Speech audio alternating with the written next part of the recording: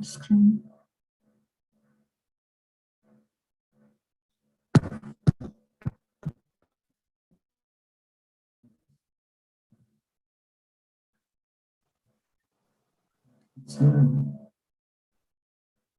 Open yes.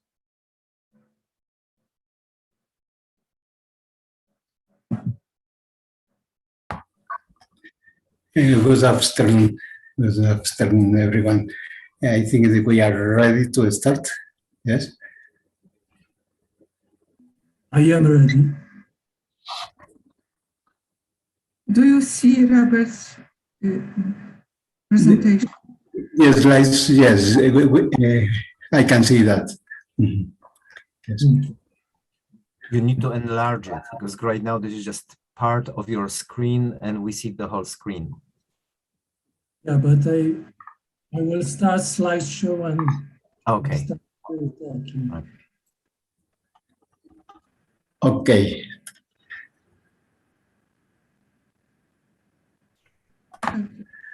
Then we are going to start. Then it is a place to me to present Professor Robert Oswald, that he is going to present to us the speak vortices, nodes, Chebyshev polynomials, Frobenius algebras, topological quantum fields theories. I'm going to read some notes about the view of Professor Robert Oswald.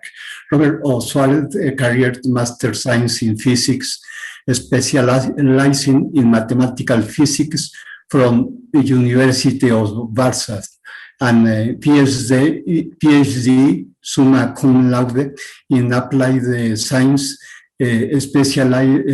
specialty fluid mechanics from Polish Academy of Science. He used to work at the Institute of Fundamental Technological Research of Polish Academy of Science, Warsaw, and after a fellowship from Foundation for Polish Science and a senior fellowship from Fulbright Foundation at Los Alamos National Laboratory and Rutgers University, he worked as a postdoc and then a technical staff member at Los Alamos National Laboratory at Los Alamos, New Mexico. From 2011, he is a adjunct professor at University of New Mexico at the Department of Mechanical Engineering at Albuquerque, New Mexico, and Department of Mathematics at Los Alamos. He is a recipient of the scholarship Research Impaired to visit Institute of Mathematics of Oberwolfach, Germany, since 2015. He published 28 peer-reviewed papers. He was active in knot theory, analytical approach in radiography modeling of acoustic simulation of oil recovery image registration, object reconstruction from single X-ray view, project LEAD. The definition of the direct operator on quantum spheres and solving the spectral problem for the operator. Studies of knotted and linked vortex structures in superfluid helium using methods of methodological quantum field, of topological quantum field theory, where he proved an important connection between the critical superfluid helium and the 2D Ising model. He was a co-editor of a special issue of Journal of Knots Theory and its ramifications, volume 27, number 7, in 28. He co-organized with Hannah McCarrock a special session of the American Mathematical Society devoted to inverse problems, mathematical physics, low-dimensional topology, and other issues. Welcome, Professor Roberto Osoaric. Go ahead, please.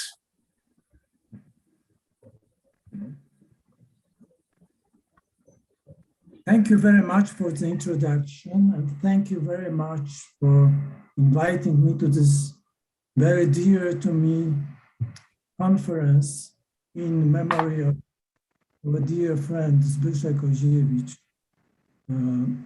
who would be really happy to see that we honor his memory in such way, because he was leading such conferences. So I'm very grateful to be a part of it. Let me introduce plan of the talk. I will start from recollections of our dear friend, and then I will go to the rhetorical part, which is about vortices, which will be short, then a little more about knots and scale algebras and Chebyshev polynomials. This will be the central part of this talk. And I hope to mention something about Frobenius algebras and topological quantum theories and how it's related to those previous subjects. So my recollections of Zbyszek Koziewicz. I met Zbyszek already in the 80s in Poland at some conferences. Then our interaction wasn't that close, but we already knew each other. Then in the late 90s, we started visiting Mexico and met Zbyszek and started a number of, it was many conferences, some of this series and some of our series in the American Mathematical Society. And there were also some less informal visits to do some research together and also enjoy each other. So let me just give 3 very short examples of how we interacted.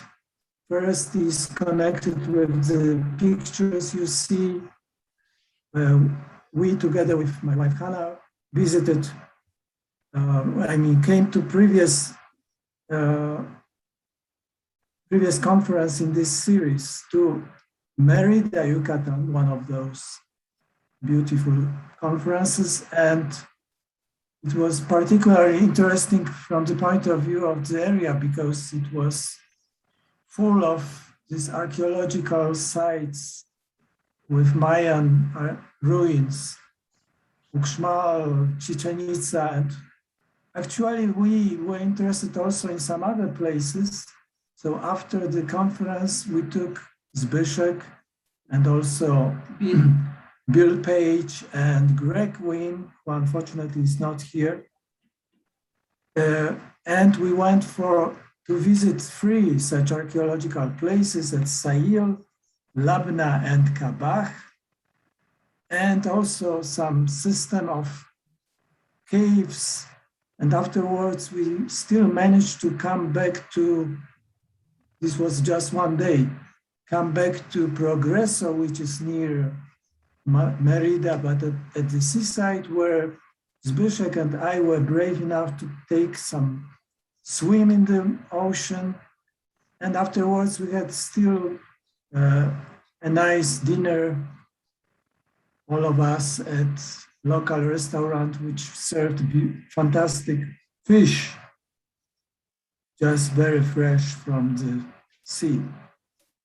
Second one, it is maybe, there was a conference, AMS conference, which we organized these sessions, which were mentioned, and it was in Albuquerque, and it was at the late October, but the weather was still beautiful. So we invited Zbyszek and Jurek Kocik to stay with us for a day. We visited Santa Fe at that time. And I remember that we went for a dinner at a restaurant where there were singing waiters and they were singing songs from famous American musicals. And Zbyszek was extremely happy afterwards. So this is why I mentioned that. And third one is when we invited Zbyszek for, I think, a week-long visit. Sorry, Robert, I don't think your slides are advancing. I see only the first slide. Yes, it is still this slide. Yeah, I will advance when I advance. So the third one is that we were at our home, discussing the question of gauge freedom in fluid dynamics. This is one of the small projects which still needs full completion. We made some progress, but I guess it's still on me to continue. So now I will explain what it is about vortices, which was so important that I switched to knot theory. So I tried to understand vortices in superfluid helium. This was a subject of my PhD, and how the phase transition is influenced by them. And in particular, I used quantum field theory and then very recent paper by Witten, what I was fascinated with, which also used quantum field theory to describe knots and links, inspired me to do some work with this standard quantum field theory methods, and I proved partition function of the critical superfluid helium is closely related to two-dimensional Ising model, and this explained why the phase transition in superfluid helium looks like it does. So it was a nice result. But afterwards, I started to doubt these methods of quantum field theory and wanted to learn more about knots and how to do all of that without resorting to path integrals. And this is how I came almost full time to knot theory and related mathematics, which turned out to be very rich. And I should say that knot theory and many other areas of mathematics experience this duality, which is mentioned by Hermann Weyl, that this angel of topology and the devil of abstract algebra fight for the soul of those domains. I would not call it angel and devil because this looks too much like religious thing, probably more like he preferred to see topology as something beautiful, while abstract algebra like something more down to earth and maybe ugly. For me, both of these approaches look beautiful and they support each other very much. And for example, I would say that applying here category theory is particularly beautiful, and I would like to introduce such one metaphor and call it counterexample, because it says there is equivalence of category of two-dimensional topological quantum field theories and commutative Frobenius algebras, because on the left we have something which is angelic in this language, and on the right something which is devilish, algebraic, right?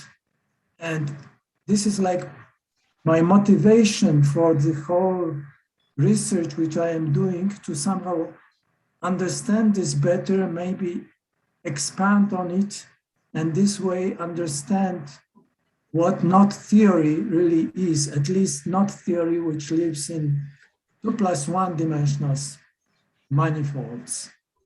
And I should say this citation, this theorem is introduced this particular way in Koch's book, which is the proof is given in by Abrams.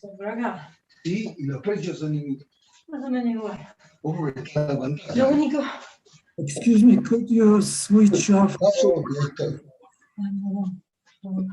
Bueno, sí. Okay. So Voronov was the first somehow who tried to prove such thing, but he is a physicist, so the more exact proof is by Abrams. All of that is even more nicely explained in Koch's book. And this book is really made quite some impression on me, that this gives some hints how to proceed to do with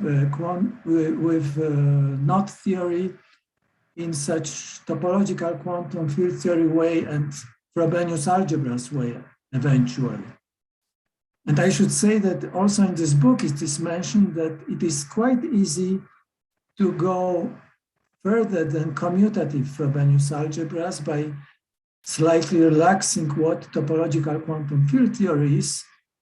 And I think that the way is to go to not necessarily commutative Frobenius algebras, and what this Frobenius algebras should be, I still don't know, but we'll have some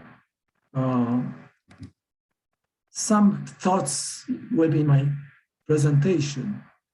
So let me be bold in this Zbyszek-Oziewicz way and formulate certain heretic, I would say, statement about further development of knot theory, at least in 2+1 dimensional case.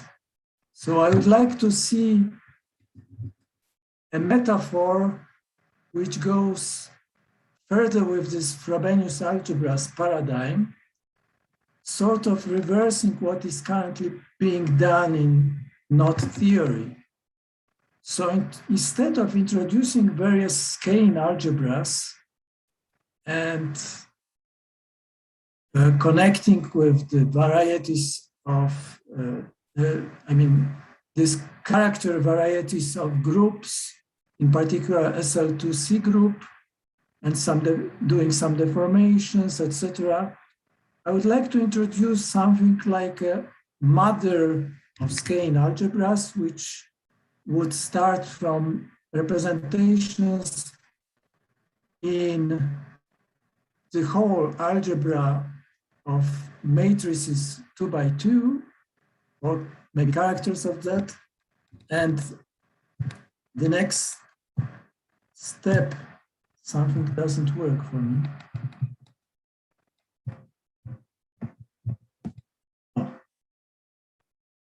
So I would like to associate with this category of representations in the way it is done for SL2C case, some more general than temporally leap category. And this category would be expanded similarly like representations of SL2C to category, this Karoubi envelope.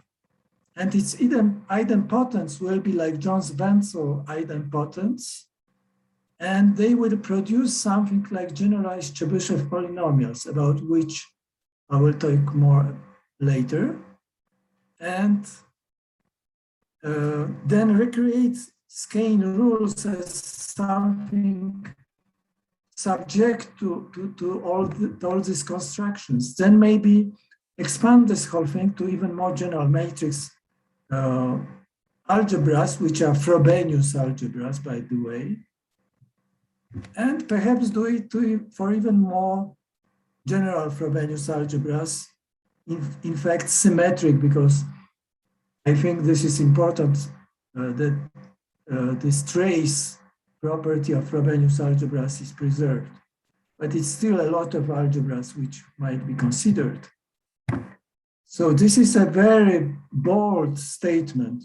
So now the whole rest of this presentation will be about some justification for this program, which is still very vague and maybe completely wrong, but I would like to do it just to have some goal to work for while doing knot theory. And I think this might lead to some new mathematics, even if this is completely wrong.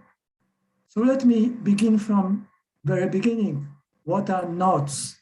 Knots are embeddings of circles into three-dimensional space, usually Euclidean space or sphere, but of course, knot theories now are more concerned with three-dimensional manifolds in which such embeddings are done, and links are embeddings of a number of such circles. And of course, it is important to understand what two knots, when two knots are the same, they can be distorted and this one to each other without breaking. Such distortions are called ambient isotopies. And knot theory is about such objects, how to find out which unique way to describe them. So here is a picture of small, least complicated knots, starting from an unknot, then trefoil, and then more and more crossings are present. And we see that even at the low number of crossings, already we have more than one non-equivalent knot. A knot invariant is a quantity defined to show that knots are equivalent, and they hopefully are different when knots are not equivalent. But this is really tricky to construct such thing or to prove that it is the case. So since this ambient isotopy is a very rich way of, there is a lot of things you can do with knots. So in the reductionist way, we reduce it to some basic moves, which are Reidemeister moves, shown here. So we have Reidemeister 1 move, which means that we can have the small loops like that are equivalent to straight line. We can also, second move is that we can slide like that, the pieces of knots. And third Reidemeister move is that we can slide underneath a crossing a piece of a knot. And Reidemeister theorem says that that the equivalence of knots can be reduced to such Reidemeister move. So examples of knot invariants are number of crossings, which I've shown already that it is weak because many knots have the same number of crossings. Tricoloring, which was, for example, used to prove that trefoil knot is not equivalent to an unknot. And there is a very important set of polynomial invariants starting from Alexander polynomial, which was introduced in the early 20th century, then very long nothing up to Jones in the 80s, and then it was like avalanche of different invariants like Kaufman bracket, Hahn-Flipped polynomial, and more. They are somewhat based on similar principles. It's called the skein. I mean, Alexander is also, but it was introduced different way.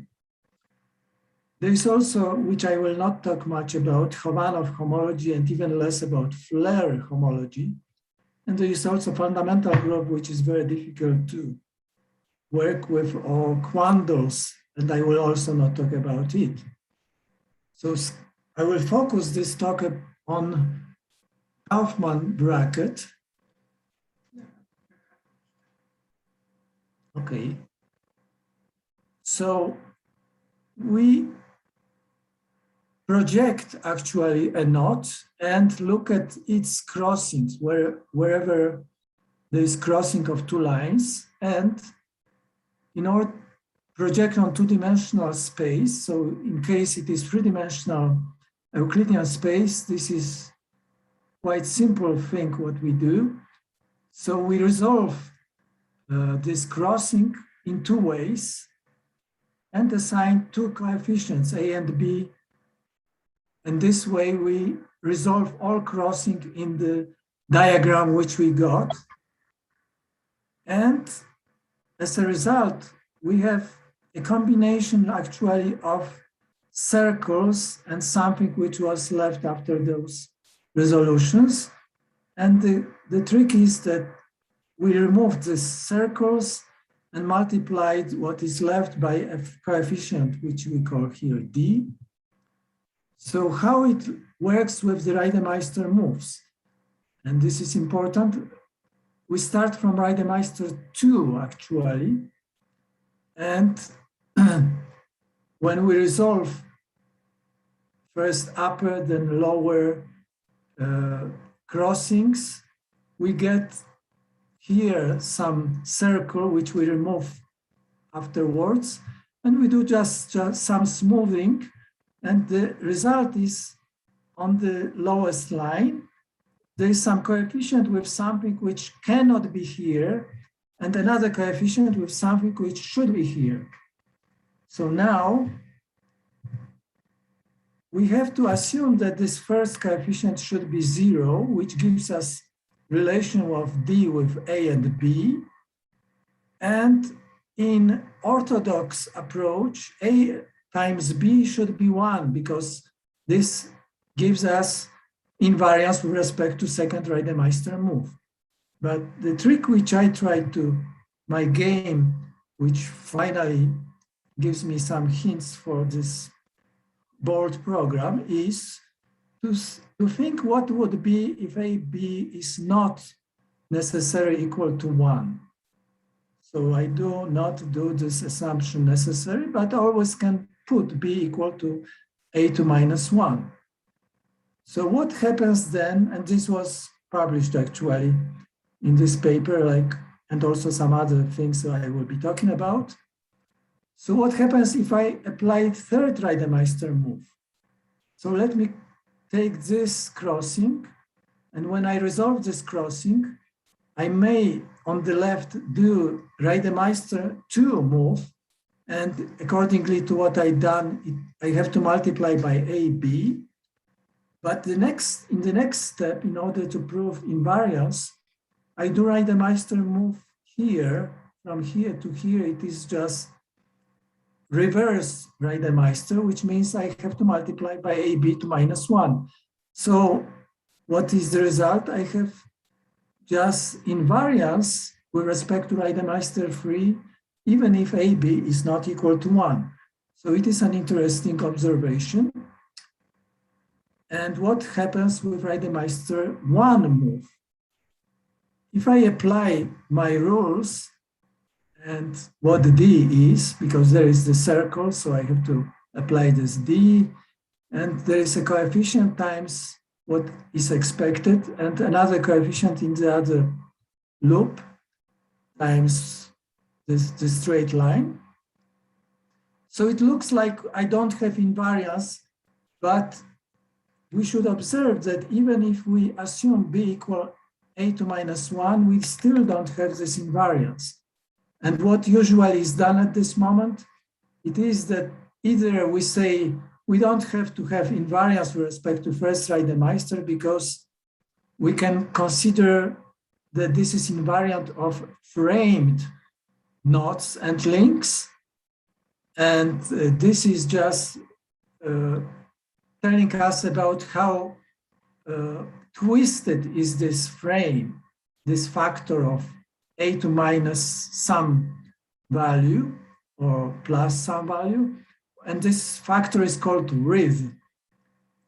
Or we can divide by it and have exactly what we need as invariant of knots, not framed, but then it is equivalent in some way to John's.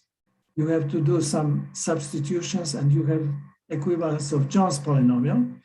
But see that we can also stay with B and have also a factor from Reidemeister 2, which is AB to some power, which we can divide by and have invariant of knots.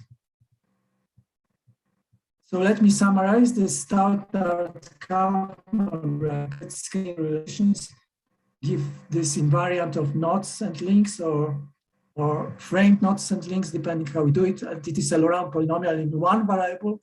And my modification leads to a polynomial, not polynomial, this will be more complicated functions of A and B, but it still might be considered an invariant or framed or not framed, depending how we treat it. So I should say that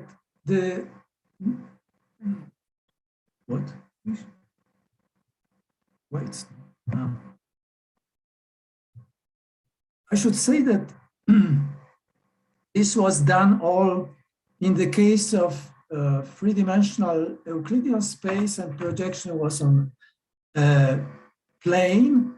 So now, in order to generalize this whole construction to more general three-dimensional manifolds, they were introduced Kane modules. And in the case of two-dimensional spheres times third dimension, it will be also going to require Kane algebras. And now I cannot, what is going on? So let us generalize to three-dimensional manifolds. So let's look at an example why we have to resort to something more general. Because previously, as you've seen, I could resolve all crossings and get some circles which I removed by and multiply by certain factors, and that's it. But here, when I will project on a more general surface, it will be a complication. Look at an example of Hopf link. If I resolve it accordingly to my rules, I end up with certain combination of circles, which here 2, here it's 1, 1 and 2, and all of them can be removed, leaving some numerical factors. But if we go to more general two-dimensional surface, the illustrative example is a torus. The Hopf link might be just like before, but it might be also that one or both of those circles go around somehow or perpendicularly to the hole, which describes genius of this surface. And if we resolve these crossings, and we can remove such circles like here and multiply by this standard factor, but those circles which go around, perpendicularly or around, so latitude and meridian cannot be removed. So we have some combination after doing all that, we have some combination of such curves. And for torus, there will be curves which are defined by two numbers, two integers, which describe how many times we go around and how many times we go perpendicularly to this surface of the torus. So let me just very quickly go through definition, very general definition of skein modules given by our friend, I'm not sure if he's here, Józef Przytycki, who introduced these very general rules of dealing with different skein rules, and which lead to skein modules in this case. So we consider some set of ambient isotopy classes and a free R module connected with some commutative ring, which we introduce here, and then combination, we consider linear combinations of those different skein elements and divide this free module by those particular skein relations. And this is what we call skein module. And of course, Kaufman bracket skein module is a particular case, and there are many nice results. And Józef was talking about various results on these modules and algebras yesterday. So when the three-dimensional manifold is actually a cylinder over a two-dimensional surface, we have additionally a skein algebra structure. And let's look how it is defined on this particular case, because in pictures it is much easier to see. So suppose we have this latitude and meridian curve, and product of those two things is that we put the first one over the second one. And then we just resolve accordingly to our rules, and now we don't have any crossings, and all the information is in 2 dimensions, and these are these curves. And just in case, I did also the opposite multiplication and got similar result, but you see that the curves which I at the coefficients A and B are switched in places. So if A and B are different, this multiplication is non-commutative. On the other hand, it is a general proof that it is associative. So special case is when commutativity is, so it is when A and B are the same. In particular, this standard case when B is A to minus 1 leads to A equal 1 or A equal minus 1, as you can easily see, because A squared should be 1. The case A equal minus 1 corresponds to character variety representing, of representations of the fundamental group of the surface in the group SL2C up to conjugation. This is in the paper of Przytycki and Sikora, very important paper in my opinion for further development of this. And the case A equal 1 is also commutative, but a little more tricky, and I will not discuss that. I should say a comment on that character varieties are also studied within more or less Erlangen program of Felix Klein in modern view, and you can see it in Goldman's papers and Goldman's book. I will not talk about this much, but there are many connections of what we talk about with those geometric things, because in fact, what we see here, it is the geometric invariant theory miraculously is topological invariant theory. And this is very important for further development of this whole thing. So the general case, by general case, I mean not A equal 1 or A equal minus 1, but still not necessary that there is B, is called quantization because of non-commutativity of this algebra, which I just introduced, skein algebra. But I think that it could be generalized to either GL2C or even two-dimensional matrices, because group structure is not so important for this whole thing, rather this category of representations. I will talk only about two-dimensional matrices, but in fact, modern developments go to more general dimension of this groups. For example, SU3 skein algebra was discussed in the paper cited, but there are many more. But it is like having more parameters by itself, and this means you have to introduce skein rules which are go beyond the rules which are introduced, just crossing, but there are more complicated graphs which you should consider, which are called webs on the which are living on the surfaces. So this is also an important hint for this my bold project which I mentioned. And characters means traces of representations.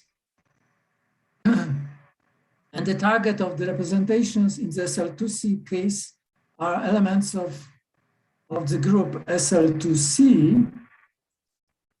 And since M is a two-dimensional matrix, we have the Cayley-Hamilton theorem, which in general contains this determinant, but determinant is 1, so we have the simpler version of Cayley-Hamilton theorem. And as a result, if we apply traces to it, because traces are these characters of representations, but we can also consider just like, say, orbits of a joint action in the group. We can consider powers of a matrix and traces of that. So what we get, trace of M in 0th power is trace of unit matrix, which is, of course, the dimension, which is 2. Trace of 1st power is just trace M. Trace of 2nd power, because of trace is linear, is just trace M squared minus 2. And if we now unfix the matrix M, because we say fixed it at the beginning, and treat trace as a variable and denote X, these three objects are free first Chebyshev polynomials of the first kind. And continuation of the series will give us next and next Chebyshev polynomials of first kind as traces of consecutive powers of the matrix. And if we take the Cayley-Hamilton theorem and multiply on both sides by m to power n minus 1, we will get as a result the standard and reinterpret trace m as the variable x. We will apply trace to the both sides and interpret as traces as Chebyshev polynomials. We get the standard Chebyshev polynomial of first kind rules, I mean recurrence rules. Tn plus 1 is x times Tn minus 1. And there is initial condition, which is already given. T0 is 2, T1 is x. So it is obvious that Chebyshev polynomials should play some role in description of skein algebras of surfaces because of this invariance things. So there is an important paper by Froman and Jelka, which tells about a particular case of two-dimensional torus. And I mentioned that this module and then algebra is defined by multi-curves, which are defined each by two integers of how many times the curve goes around or in perpendicular direction to the torus. Excuse me, 5 minutes left. Excuse me? 5 minutes left. Okay. So Yes. Chebyshev polynomials describe the basis, and already yesterday the beautiful formula by Froman and Jelka was shown by Yusef, that if we take such two curves and these polynomials, the result of the multiplication which I showed would be such beautiful, expressed by such beautiful formula. And the formula is connected to the formula for product of Frobenius polynomials, which I will show later. And there is nice comment on this formula by Kefelec and Russell. And there are also papers. And also there is an important comment about Jones Wenzel idempotence, because this is related to my general idea, which I wanted to show in this particular presentation. And important, why Chebyshev polynomials are important. It looks they are in many ways somehow canonically connected to the surface. And this is stressed by the fact, which is still proved only partially, and which was observed first by Dillon Thurston, that they create a positive basis. Positive basis is just that if we take an algebra, the structure constant should be non-negative. And it is proved that the bracelet basis, this is exactly Chebyshev polynomial related basis, is such basis for the skein algebra when A equal to 1. This is what proved Thurston in his paper. And this was extended by Le, and still there is work, but I think that this is very general rule that the Chebyshev polynomials will be creating such very important basis for the skein algebras in general. So what is the Chebyshev polynomial of the first kind multiplication formula? If we multiply them, it is just sum of two, which are with coefficients 1 and 1, as you can see, sum of such things. And Thurston already expected that this is because there is some categorification of Chebyshev polynomials of the first kind. It is not strictly defined what categorification means, but it is very much like in the spirit of Platonic approach, that we have objects of whose we observe only some traces of them, and we try to understand those more general, bigger, more complicated objects from the shadows. So the Chebyshev polynomials are like shadows of something more general. And in fact, Chebyshev polynomials look somewhat like a Grothendieck ring because of this formula, which means if we have a tensor category, which has also a direct sum, we can introduce, classify some objects and multiply those classes by taking a class of the tensor product of the objects and sum the classes as classes of direct sums of the objects. So this is what we expect, and indeed, actually, categorification has been done by Kefelec and Wedrich in this paper, and the construction is very difficult to describe, so I will go through this quickly. I will first say that there is we use so-called essential affine temporal leap category, but I will say shortly about just standard temporal leap category. Its objects are just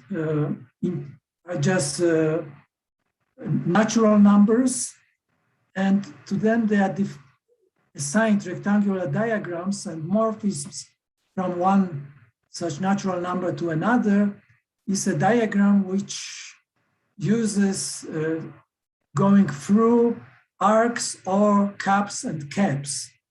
And there is a product of such thing is by putting one on top of the other, and tensor product is by putting one next to each other.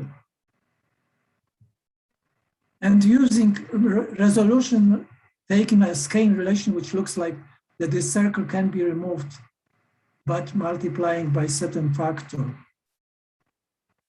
So there is a factor from this temporal leap category to the category of SL2C representations. And in fact, Karoubi envelope of temporal leap category is equivalent to the category of those representations. And temporal leap category is subcategory of the full category of representation. So it is like the essence of category of representations is in this temporal leap category. But in order to understand Chebyshev polynomials of first kind, we need even more involved temporal leap category, in which we use, instead of this rectangular, some annual diagrams, and rules are somewhat similar, but there are some extra relations. And actually, when we get this, finally, this Karoubi envelope of the temporal leap as this affine essential temporal leap category, and consider Jones-Wenzel idempotents, they actually behaved exactly like we expect.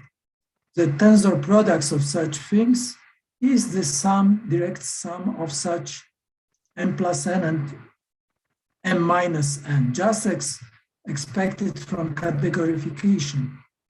But what if we consider character variety of the full matrix to 2x2 matrices? Cayley-Hamilton in this case is more general, and if we consider powers of a matrix 2x2 matrix, and trace of m power 0 is then 2, trace of m in power 1 is trace m, that's just as before, but if we consider m squared, its trace will contain determinant, and determinant equal 1 gives us previous one.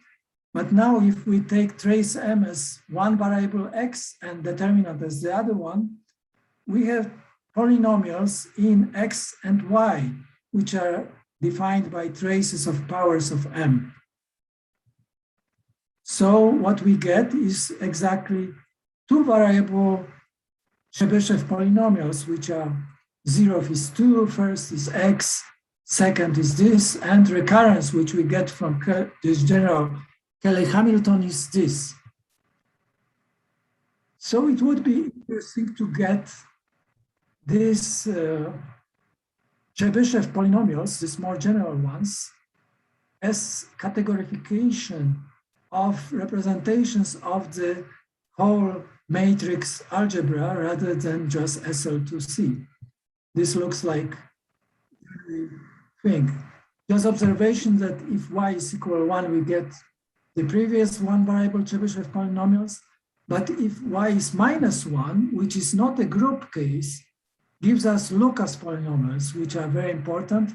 And actually, the previous, if we take representations of SL2C, we get Chebyshev polynomials of second kind. And when x equal 1 and y equal minus 1, this will give us, in this case, Fibonacci polynomial. I mean, when x is any, and y is -1, we get Fibonacci polynomials, which are sort of categorification of Fibonacci series, because when x is 1, we get exactly Fibonacci series. Excuse me, to conclude for time for questions. So product formula for this generalized Chebyshev polynomials is like that.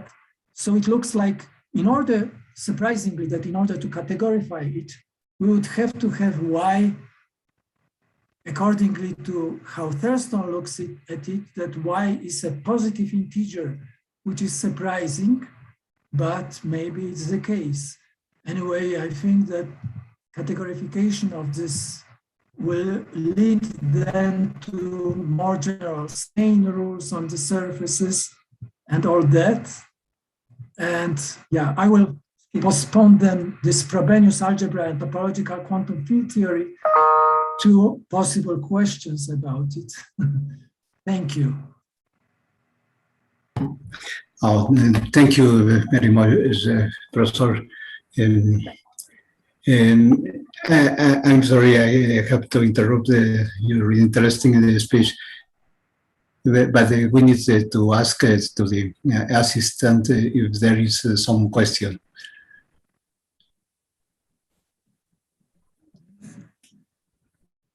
Yes, Lou has a Lou wants to ask some. I'm curious how, having taken this journey as far as you have, how it reflects back on your original thoughts and questions about vortices. Oh, that's funny, because I have no idea at this moment. I said that somehow I started this journey to come back, and after understanding how can I do this whole thing without resorting to path integrals and some other quantum field theory mambo jumbo, I would say, but which looks beautiful, but still is not mathematics. But I have no idea. Probably this Frobenius algebras might inspire something, but I don't know yet. No, nothing really. That's very interesting. Part of my own journey involved long ago meeting Mario Rossetti, who told me that he was studying vortices in supercooled helium. And I said, oh, and what do you do with them? And he said, we hope to measure them with observables that would be like knots, that we would use the Alexander polynomial as observables for them. And this was before the Jones polynomial had happened. And so this idea of knot invariance in relation to the vortices in helium somehow goes back a long way. Maybe we need to reflect on it again.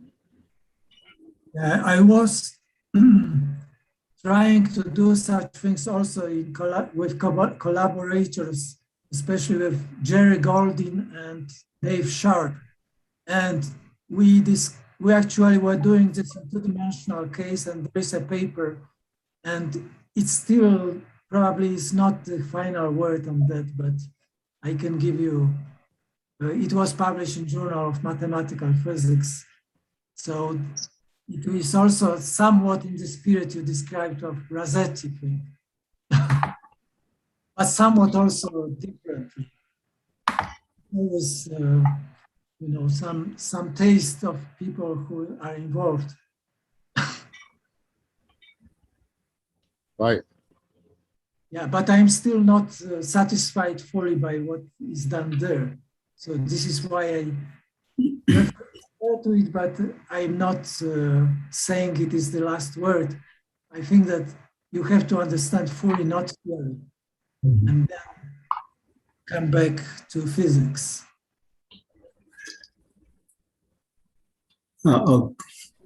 Okay, you have more questions in the questions and answer chat. Can you see that? Can you see chat? Chat? Ah.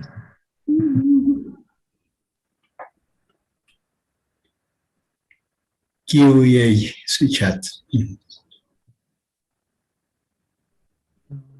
Not diagrams are themselves graphs and they generate categories and so could themselves be regarded as categories. It is probably most fruitful to think of the diagrams as morphisms in the so-called tangle categories. These are examples of braided tensor categories and have wider applications. Yes, I also look at that, although I wanted to understand better this representations thing. Maybe it will lead to something, or if not, sure, let's go to those diagrams, yes. Sure. Is SL2C greater than the Lorentz group? Perhaps the difference is subtle. Yes, the difference is subtle. SL2C is spin group of the Lorentz group. So it is double cover of the Lorentz group. And actually, when you go, you might consider, this is what I was playing in the paper, if you take into account determinant 1 and determinant -1, this is a double cover of something, I forgot what, but this is also a spin group. And if you take determinant equal, which has module 1, but general phase, you can connect this -1 and +1 thing into one, which is also a spin group, which somehow connects those. Is there any physics in that? I doubt, but it is a beautiful thing for sure. So I relate to my paper, which I cited during the presentation, where I indeed talk about this SL2C equal to spin 1 free, and this case with the general phase is leads to spin structure, C structure. So it is a very intriguing thing, but these things live in 4 dimension, not in this 2-dimensional surface which we discuss, or even this 3-dimensional manifold, this cylindrical manifold. Another one, not diagrams are out. So I was reading that.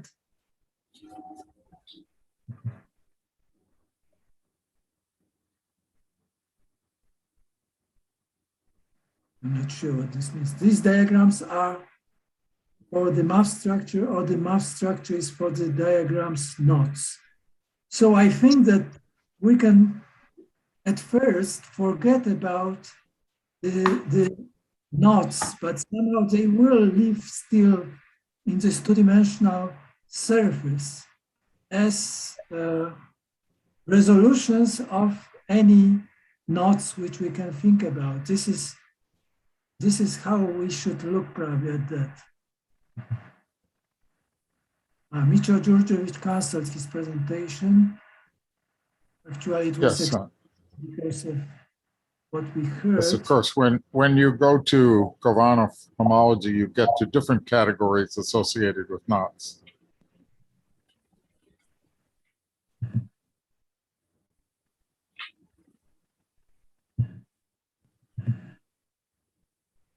Zoom chat is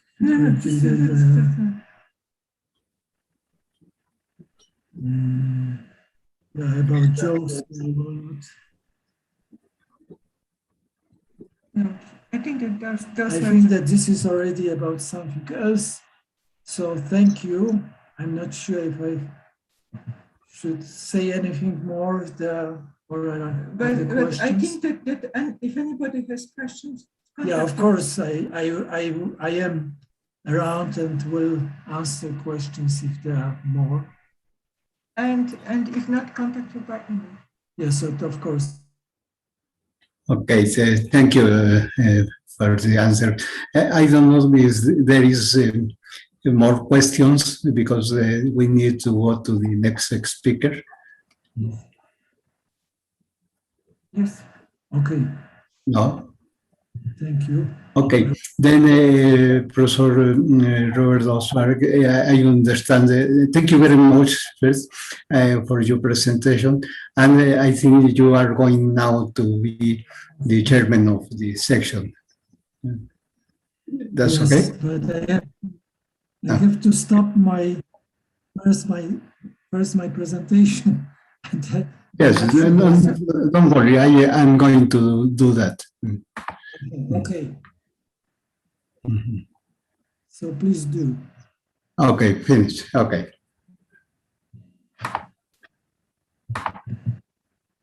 No, I cannot share that. I have to go out of my.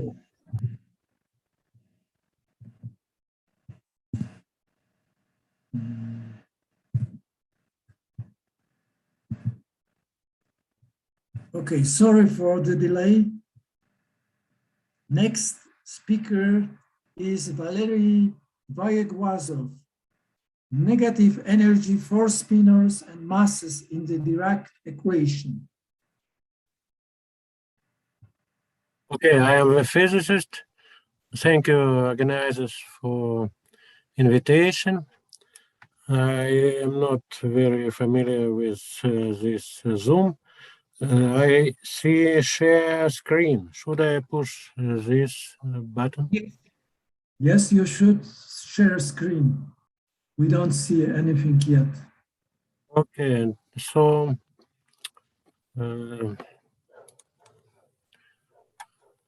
this screen, do you see it? Do you see it? No? You need to use the green button in some window. At the bottom, there is share screen. Mhm. Okay, I push it. But then you have to choose what you want to share. There is a panel of options.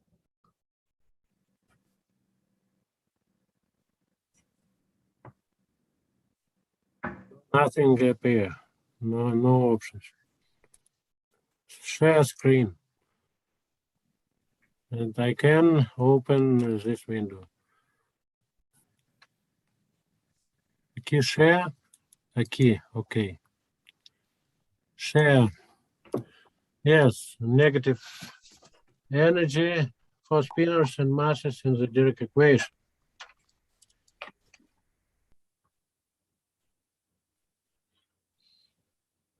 So abstract. It's easy to check that both algebraic equations, determinant P minus M equal to 0 and determinant P plus M equal to 0 for U and V for spinors have solutions with P0 plus minus EP, where EP is squared, P squared plus M squared.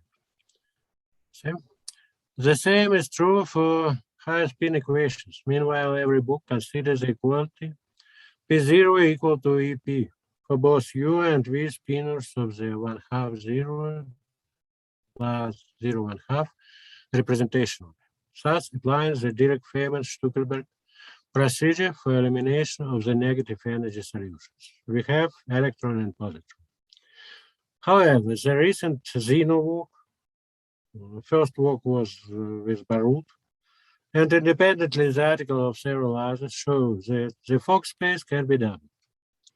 We reconsider this possibility on the quantum field level for both spin 1/2 and high spin particles. So the paper did, of course, and the talk is composed as introduction, general frameworks, and conclusions.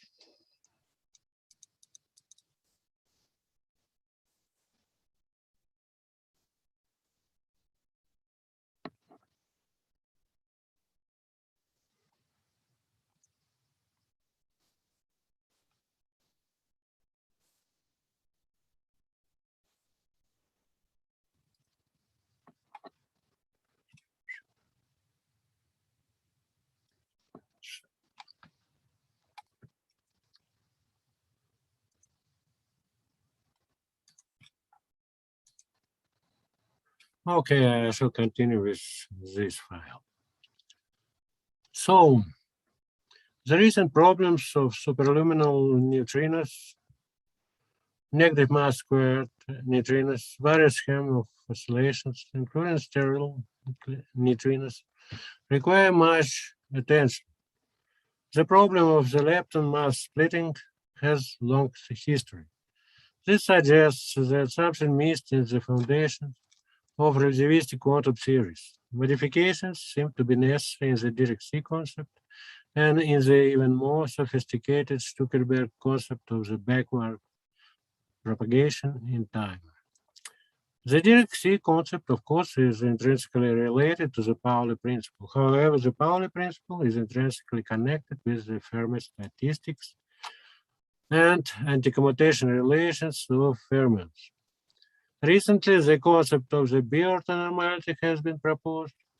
The anti-commutation relations and statistics are assumed to be different for neutral particles. One can speculate that they go in the negative energy sphere, but due to some reason, interactions, they don't live there from our viewpoint by return back, being expelled, thus showing us a new kind of oscillations on the Planck scale. Perhaps some of neutrinos remain sterile even in our world. We propose the relevant modifications in the basics of relativistic quantum theory for neutral particles. However, much work is still needed.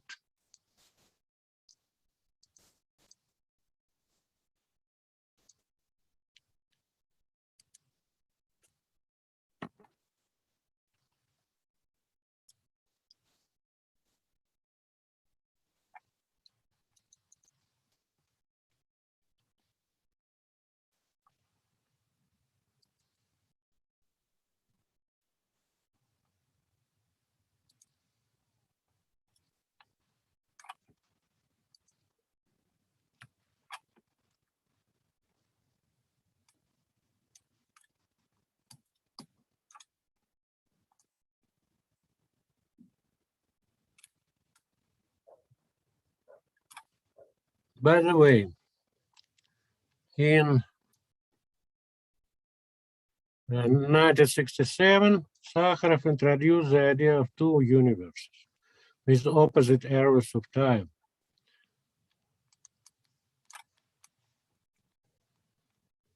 Which appeared from the same initial singularities. Recently, several authors, for instance, De Boer, constructed framework in the framework of the present day quantum field theory, negative energy fields for spin 1/2 fermions. Currently, the predominating consensus exists that dark matter and dark energy exist.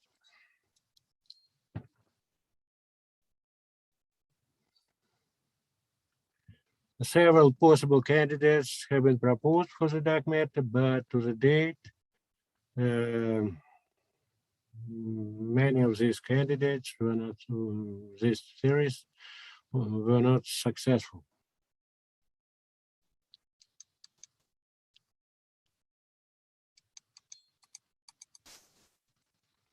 Okay, so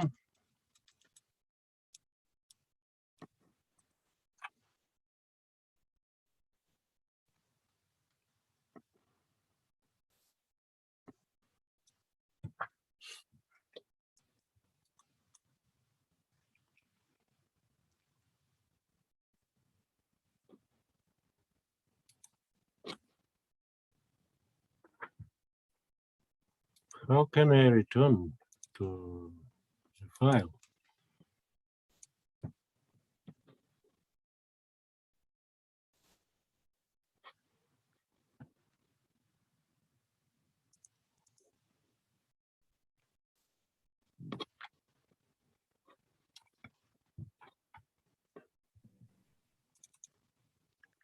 You probably have to share again.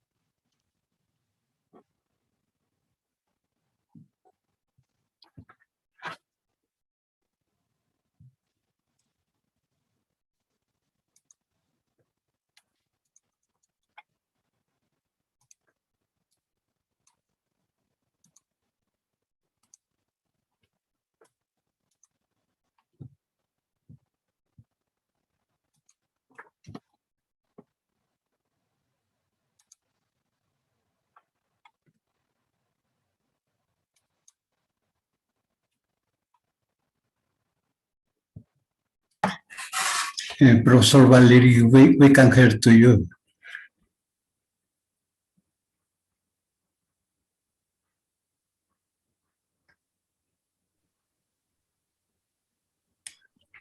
Your microphone is off.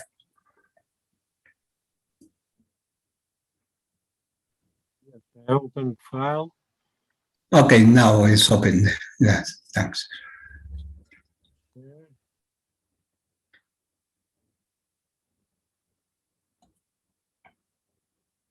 No file appearing.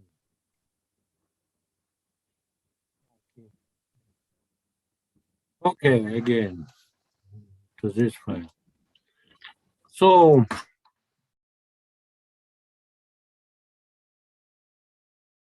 the Dirac equation is, here I wrote Dirac equation. Several methods exist for its derivation, including Dirac one, Sakurai, Ryder one. Gamma are the Clifford algebra matrices. Usually everybody uses the following definition of the field operator in the pseudo-Euclidean matrix.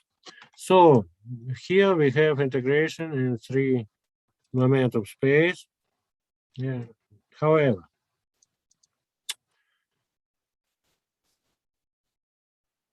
okay, we can calculate determinant of this equation, algebraic equation for U and V spinor. H is polarization index. So this determinant is equal P0 squared minus P squared minus M squared to square. And solution for energy, in fact, P0 equal plus minus EP, where EP is P squared plus M squared. So we have, in fact, 2 classes of P0 with positive energy EP and negative energy EP. How did we derive this operator, field operator? I present the Gallium-Sharkov method, how to derive, because we need to start in Minkowski space, Minkowski momentum space. So they written here, integration in 4 Minkowski space, and they put delta function P squared minus M squared. In fact, this is constraint. So this is a constraint Fourier transform.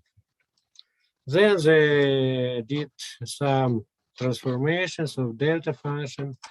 They use some properties of delta function, and finally they obtained that we have this field operator. In fact, instead of V spinors, we have U, the same U spinors with minus P0 minus P, but P0 equal now a positive heat.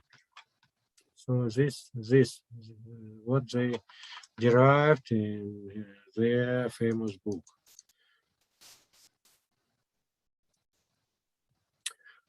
We didn't yet assume which equations this field operator, namely U spinor, satisfy with negative or positive measure. In general, in order to be confirmed with other textbooks, we should transform this U H minus P spinor to V HP. And procedure is the following. And also, we know that we should equate this spinor with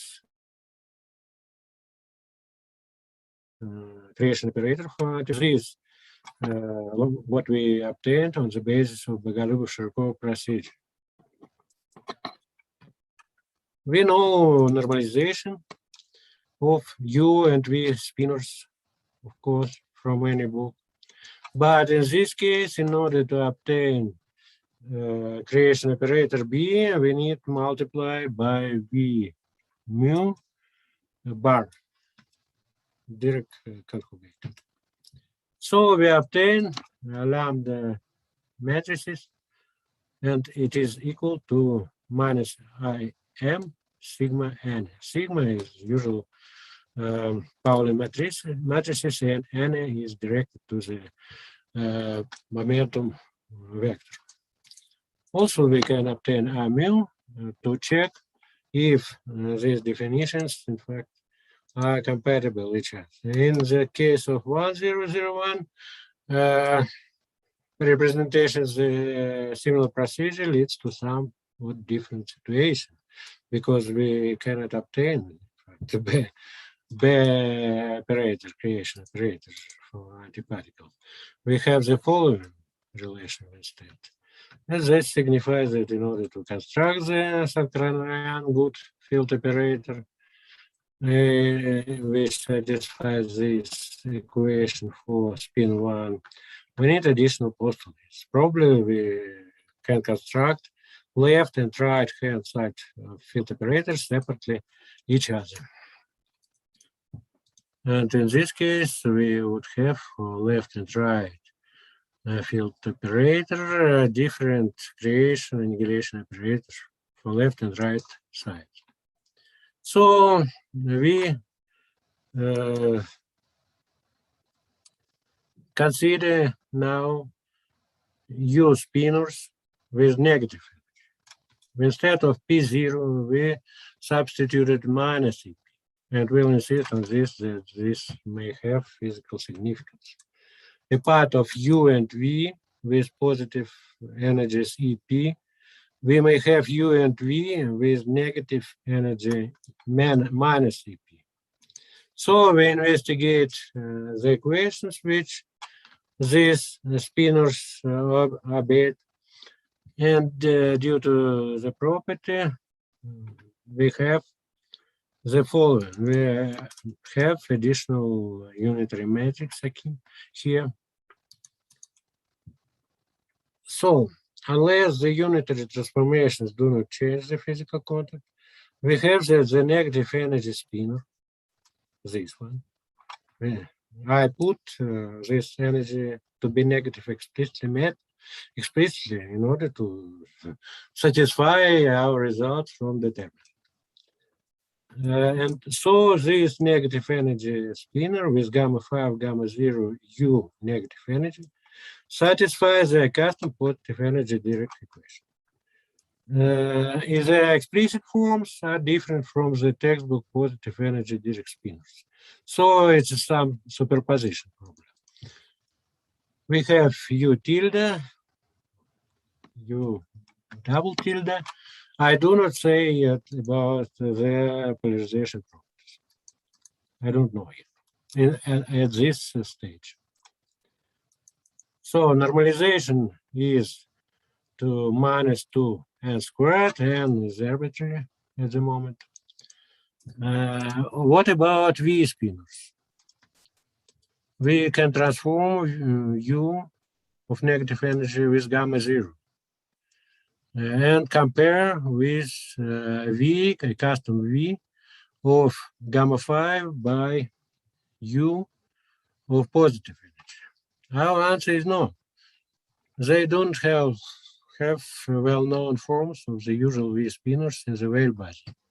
Probably they also are some superpositions. Now we can prove, we can continue study of parity properties of these spinors of negative energy. The matrix P is the same as in textbook, can be used in the parity operator as well as in the original whale basis. The parity transform function is the following. So also as in usual textbook. So we study equation in parity property of U tilde, U double tilde, and V tilde, V double tilde spinors. It appears that they have the eigenvalue -1 as opposed to U spinors of textbooks. Okay, but we know that in general one can put phase factor theta equal to p. And in this case, they will have positive in parity operator.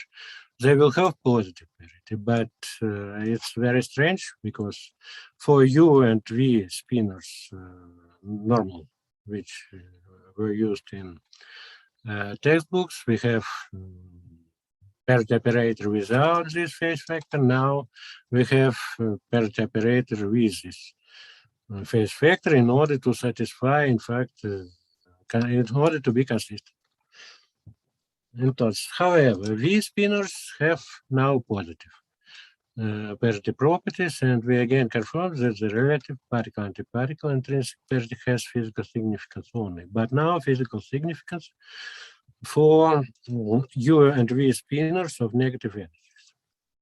Now, similar formulations have been presented in the old work of Gerf and Zetlin-Sokolik, and later this theory was called as Bergman-White-van quantum field theory. Okay, and even later, Markov in 1937 wrote two Dirac equations with the opposite signs as the mass term. In fact, he considered the theory based on this system of equations. However, in fact, he didn't know quantum field theory in 1937. But Zeno, Barut, and Zeno developed now quantum field theory based on these two equations, also 22 and 23. But they should change the definition. They had to change the definition of charge conjugation operator. Next, Markov also added and rest these two equations. And he obtained these two equations. It's surprisingly that we obtain these two equations on starting with neutral particles, with Majorana-like lambda and rho.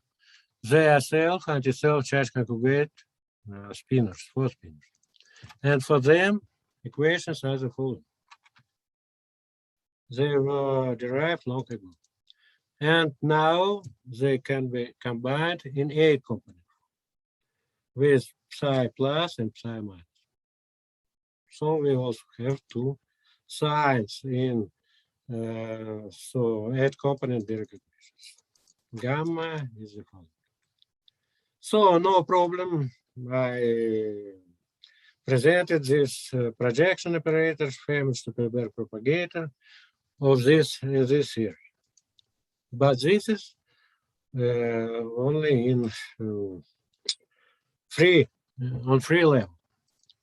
We can also find relations between lambda spinors and UV spinors of positive energy.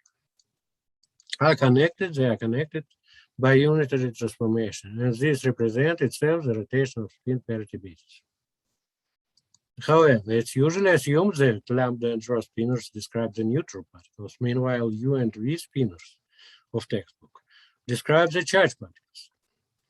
Kirchbach found difference in the amplitude of neutrino-less double beta decay in this scheme. It's obvious from this relation between lambda and UV spinors that there are some additional terms compared with the standard formulation. One can also rearrange the above equations into the Feynman component form, into the 2-component forms of Feynman-Gell-Mann. This was investigated long ago by the Feynman and Gell-Mann and Viget in other papers. So Barut and Zeno, as I told you, considers these two equations, and charge conjugated psi satisfies this equation. In fact, they choose that charge conjugation operator is gamma phi. I found also connection between Zeno scheme and this scheme with charge conjugation, anti-charge conjugation, self-conjugation, field operator. So it's interesting also that in X space we have self-conjugate field operator, anti-self-conjugate operator, and they correspond precisely operator which used Barut and Zinn.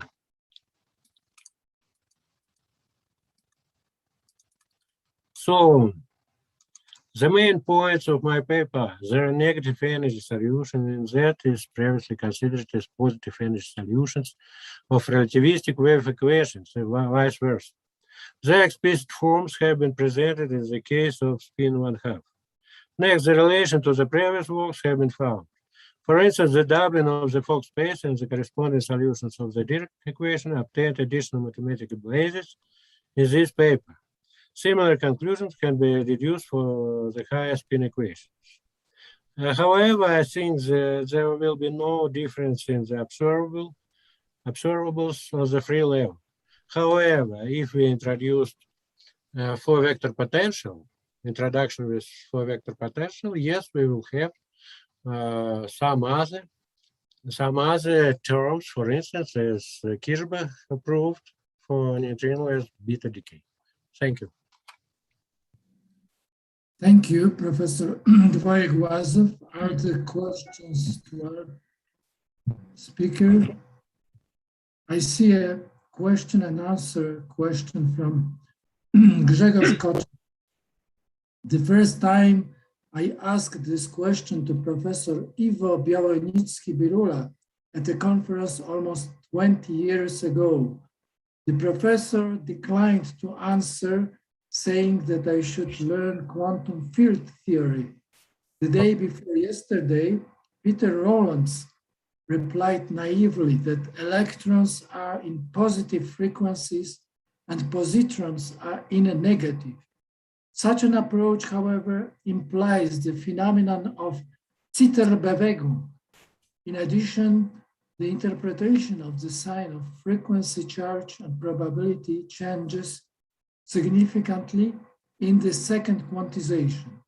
Those who think that the Dirac equation is better suited to probabilistic interpretation than the Klein-Gordon equation are also mistaken.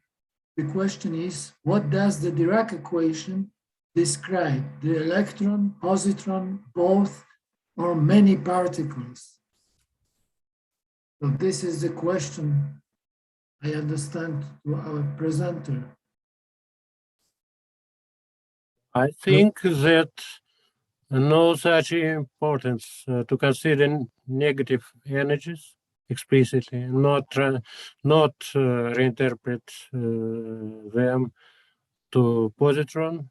We have, in fact, electron, positron, but electron of negative energy and a positron of negative energy. See? As I mentioned in the introduction. So Dirac equation is yes, in the sense that P0 may have two values, describe four particles. From them we can obtain neutral particles like neutrino, in the sense that neutrinos are self-anti-self charge conjugate states. But one can reformulate this my statements in terms of frequency. One can, instead of energy, we may speak about positive and negative frequencies. But anyway, I consider the Dirac equation described on the theoretical level electron positron of positive energy, electron positron of negative energy. But there will be no difference in observable. In order to observe difference, one should introduce interaction, and I suspect to consider superposition of four states, and these superpositions may give us neutral particles, neutrinos. So interaction of neutrinos in the standard model is not sufficient. We need to extend standard model beginning from Dirac equation. Thank you. Thank you for the explanation. Yes, Professor Yes. Santilli. I'm sorry. Yes, Professor Dovexakl, it's nice to talking to you. I believe, I apologize. I believe your calculations are correct. You achieve compatibility, I believe, with the standard model, whether you want it or not. However, I fear, I'm not sure, of course, but I fear that that your calculation, as well as your studies, as well as that by Professor Roland, are incomplete in the sense of Einstein, Podolsky, Rosen. Let me go back in 1981. I was at Harvard. I heard that Paul Dirac was in Tallahassee, had retired. I stopped everything. I went to Tallahassee. I met Professor Dirac, and we discussed precisely this issue. And Professor Dirac confirmed to me that he had conceived his equation as being conceived of two parts. The first part, the electron with positive energy characterized by the positive diagonal eigenvalue of gamma 4. The remaining half he conceived specifically as the antiparticle, anti-electron, the positron, specifically with negative energy, characterized by the negative value of the diagonal gamma 4. Now we all know that this creates a causality problem. That negative energy creates causality problem. That's the very reason that's a correct and sound line of study of your part. However, here is the power of Professor Dirac has been my mentor. The very reason he told me, he used to speak very few words, but very powerful. I asked him, could you explain why this conception, this beautiful conception?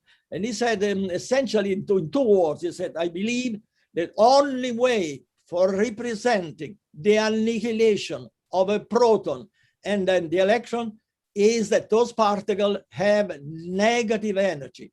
If those particles, this is the only possibility that I say I can see in my mind that the annihilation process is represented quantitatively. Those are Professor Dirac words. While I respect, of course, all the studies, because that's the beauty of physics, the polyhedric character. So I love your studies, necessary to, because we have to investigate all possible aspects. But I went back to Harvard and I worked out a new mathematics, very little known, isodual mathematics. I think you know, because you've been a fantastic editor of the Hadronic Journal for many years, and I enjoy every moment of it. So there's a mathematics based on the basic unit, multiplicative unit is -1. So basically is anti-homomorphism. So the point is being that then a negative energy refer to a negative unit because the totality of the particle world is reversed under this map, isoduality. So a negative energy refer to a negative unit is exact, the same for time. Time going forward refer to the positive unit of time. Is exactly the same causal as a negative energy refer to a negative unit, or motion backward in time refer to a negative unit. So with this mathematics, we do represent indeed quantitatively the annihilation. And the Dirac equation, this was published in a monograph by Springer, 2001, my monograph on isodual mathematics and antimatter. The point, so the issue is a very intriguing issue, remains a very intriguing issue. So the question is whether there is any, because I consider your study valuable, they are the necessary complement. So whether there is any way of completing your studies it was the same question for Peter Roland. I had this question for many years. But yet Peter has not answered us yet. So the question is whether you can complete your study in such a way to achieve a quantitative numerical representation of electron positron annihilation into light. This is basically, is also a wish. And if I can help you, I'll be delighted to help you. Thank you for your time. Thank you.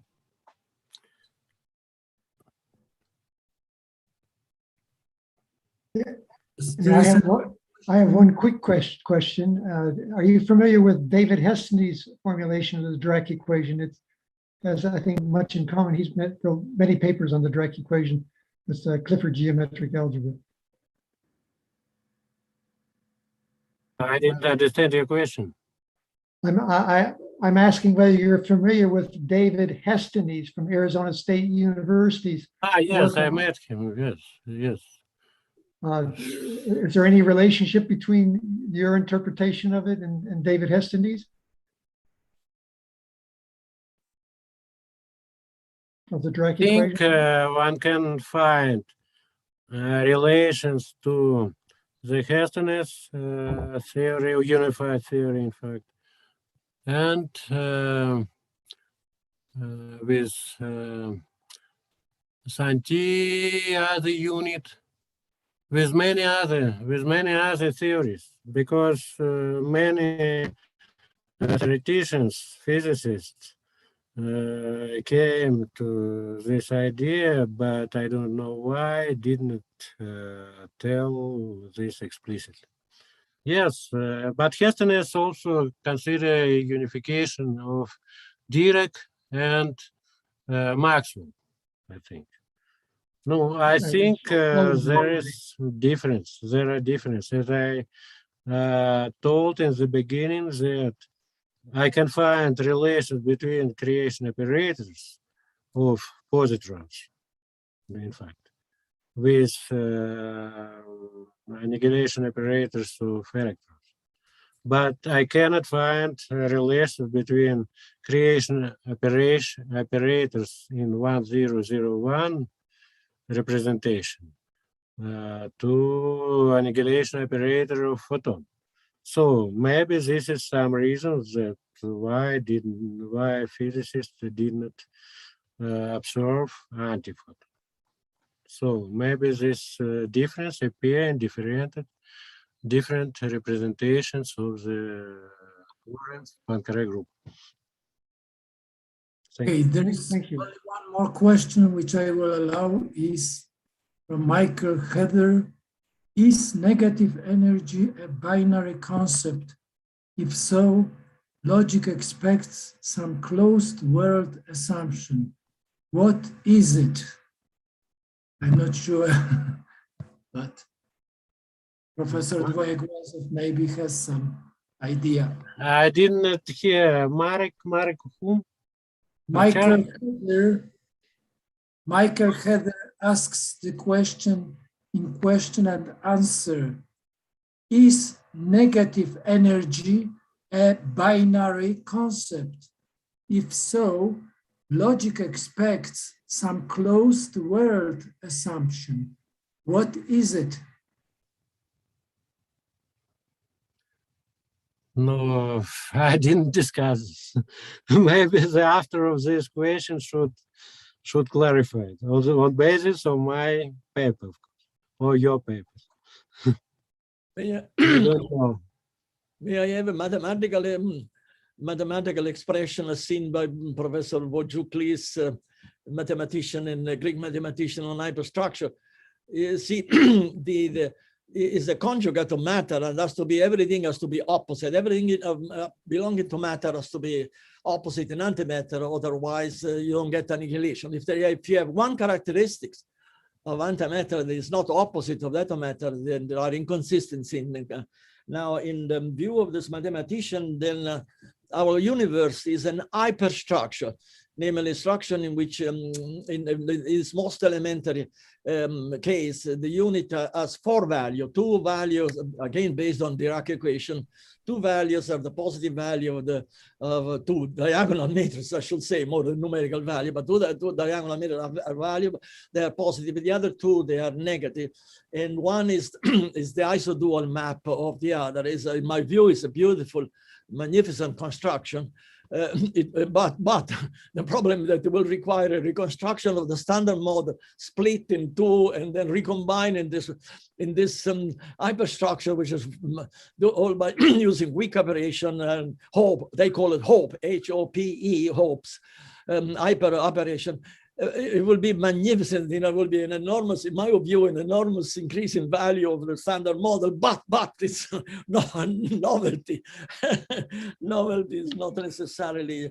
So I don't believe that, conclusion, I do not believe in, I could be wrong, of course, I beg you, but I don't believe that antimatter as a negative energy, as a single entity can characterize any binary operation. If you combine it with matter, yes, matter and antimatter, yes, then you can extract some form of binary, but you see, half of it is one universe, the other half is in a different universe. So that's why it's a very unique binary operation in which one leg is in one word and the other leg is in another. That's why the hyperstructure, the name of the other structure, becomes, hyperstructural binary operation, which is a new idea, maybe very stimulating, but it is new. So, I believe this related to the Sakharov idea about two universes, but also Markov promoted this idea about two universes, and even he proposed the concept of white holes, through which we can travel in other universe. Yes, very true. Very interesting papers indeed. Open question. We know still very little about elementary particle. Our knowledge of elementary particle, in my opinion, is at the beginning. Excuse me, we have to go ahead with our program. Thank you for this nice discussion. We have next speaker, who is, just a moment, because Gustavo Amilcar Saldana, who speaks about Young's theory in non-commutative geometry. Okay, I will share my screen.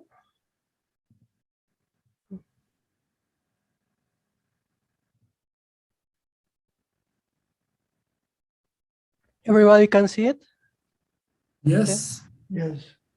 Of course. Well, okay. Good afternoon.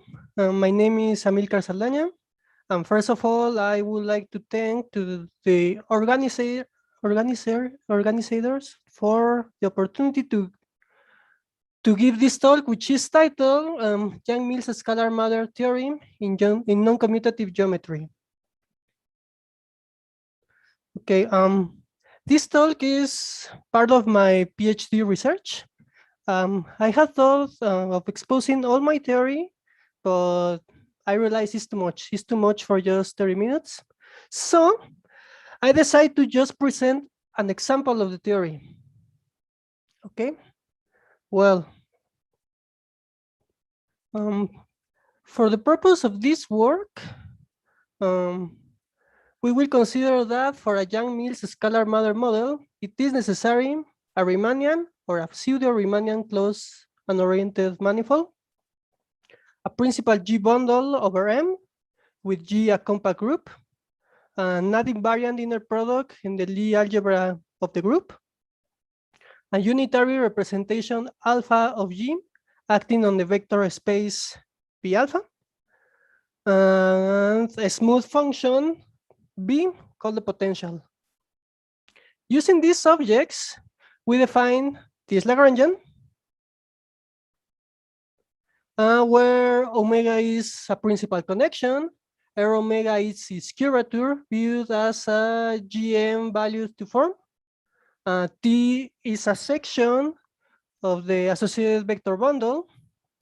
Nabla omega alpha is the induced linear connection, and BT is given in this way. Well, this Lagrangian is gauge invariant, and the critical points of its associated action satisfy this equation for all GM valued one form and this other equation. equation 3 and equation 4. Well, this equation describes the dynamic of scalar matter particles coupled to gauge bosons with symmetry G. The purpose of this work is to present a non-commutative geometrical version of the Yang-Mills scalar matter theory by constructing a concrete example using Michaux-Durdevich theory of quantum principal bundles. It is worth mentioning that a general theory supports all the concepts that I will present. Okay, well, so what is the strategy? The strategy is recreating all these previous concepts in non-commutative geometry. Thus, we had to talk about Riemannian structures, quantum groups, quantum principal bundles, and quantum principal connections, for which, as I said, I will use Michaux-Durdevich theory. Now, then we had to talk about associated quantum vector bundles, then the gauge group, and finally, we will talk about the Yang-Mills theory and the Yang-Mills scalar matter theory. In this way, let me start talking about the 2 points space, which will be the base space of the bundle that we will use. So, taking the 2 points space, there is a canonical C-star algebra. Okay, and there is a canonical basis of M given by the characteristic functions, which will be denote them by P0 and P1. Our next step is considering the universal graded differential star algebra without n forms for n higher than 2. And we can represent this algebra as follows. It's easier working with this algebra with this representation. This place will play the role of quantum differential forms on QM. And now consider this two form. Okay, we can define left and right Hermitian structures on omega m, which will play the role of the left and right Hermitian structures on the base space. A quantum integral can be defined as the linear map such that this equality is held. And all of this allows to introduce these inner products. Okay, well, the left and right quantum Hodge operators can be defined, and with that, the left and right codifferentials, which are given by these formulas. Of course, the left codifferential is the adjoint operator of the differential for the left inner product, and the right codifferential is the adjoint operator of the differential for the right inner product. Well, now let me talk about the symmetric group of order 2, which will be the group of our bundle. There is a C-star algebra associated to the group S2, which is basically the same as the other one, but we will use this notation for its basis. The structure of Hopf algebra will be denoted by phi, epsilon, and kappa, where phi is the coproduct, epsilon is the co-unity, and kappa is the co-inverse. Also, we are going to use the universal graded differential star algebra as quantum differential forms on QG. In this way, the kernel of epsilon will play the role of the quantum Lie algebra, or to be more precisely, the quantum dual Lie algebra, and this element is a basis of the kernel. Well, Using the 2 points space and the group S2, we can take the trivial quantum principal bundle given by the tensor product, where this phi will play the role of the right action of the group on the bundle. The differential calculus on the bundle will be the tensor product of this other differential calculus. We can extend phi in this way, in this psi, where here, this phi is the extension of the coproduct on the quantum differential forms on the group. In this case, quantum principal connections are linear maps from the kernel to omega-1, and they are completely defined by this equation, where mu is some one form on the base.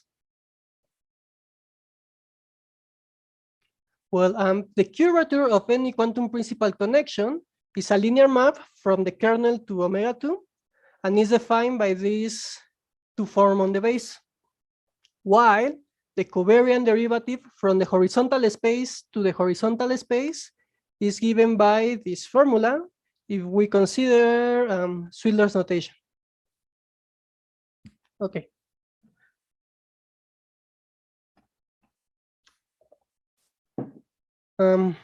Now we have to talk about associated quantum vector bundles. For any unitary finite dimensional co-representation alpha on B alpha, the space of all co-representation morphisms between alpha and phi is a M bimodal. Even more, it is a finitely generated projected left and right M model.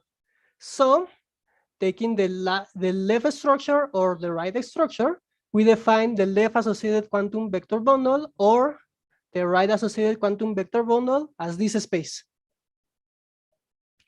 Now it is possible to define a non-singular Hermitian structure on these quantum vector bundles by means of this formula, where this set is an orthogonal basis of B alpha. Actually, any orthogonal basis can be used to define these Hermitian structures. Well, let's continue. There exists a canonical isomorphism between the set of all co-representation morphisms between alpha and psi restrictive and this tensor product. Moreover, there exists also a canonical isomorphism between the same space and this other tensor product. Both tensor product can be thought as quantum vector bundle valued differential forms on the basis space. Taking a quantum principal connection and denoting the last isomorphisms in this way, the linear maps defined like this satisfy the left and right Leibniz rule. The first one satisfies the left Leibniz rule, and the second one satisfies the right Leibniz rule. And they are known as the induced linear connections. Their exterior covariant derivatives also fulfill these formulas. Okay, well, in differential geometry, for a linear representation alpha of the Lie group of a principal bundle, the gauge principle gives us a characterization of vector bundle valued differential forms in terms of basic differential forms of type alpha, which we can observe here with the fact that these maps are isomorphisms. The gauge principle also tells us that induced linear connections and their exterior covariant derivatives on associated vector bundles are given by covariant derivatives of principal connections, which is, in this case, these formulas.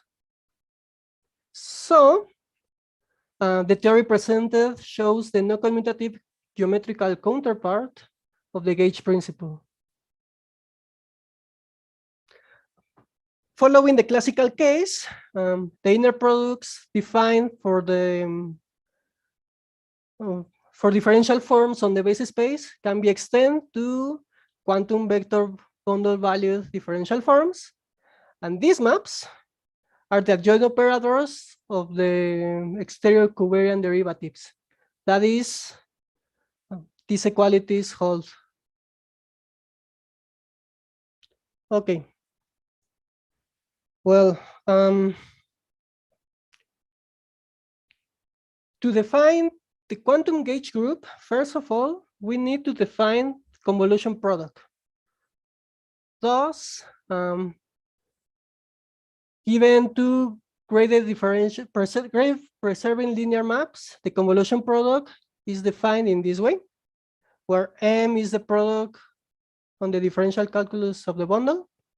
We say that F is a convolution invertible map if there exists F minus 1, such that these equalities hold, and this diagram is commutative, where here this add is the extension of the right adjoint coaction of the quantum group. Now, the quantum gauge group is defined as the group of all convolution invertible maps. Denoting by QGG, the quantum gauge group, QGG acts on the space of quantum principal connections and on associated quantum vector bundles by means of these formulas, where F subscript F is defined in this way. Well, now let me talk about the Young-Mills theory, just the Young-Mills part. We can define the adjoint co-representation on the kernel of epsilon in this way.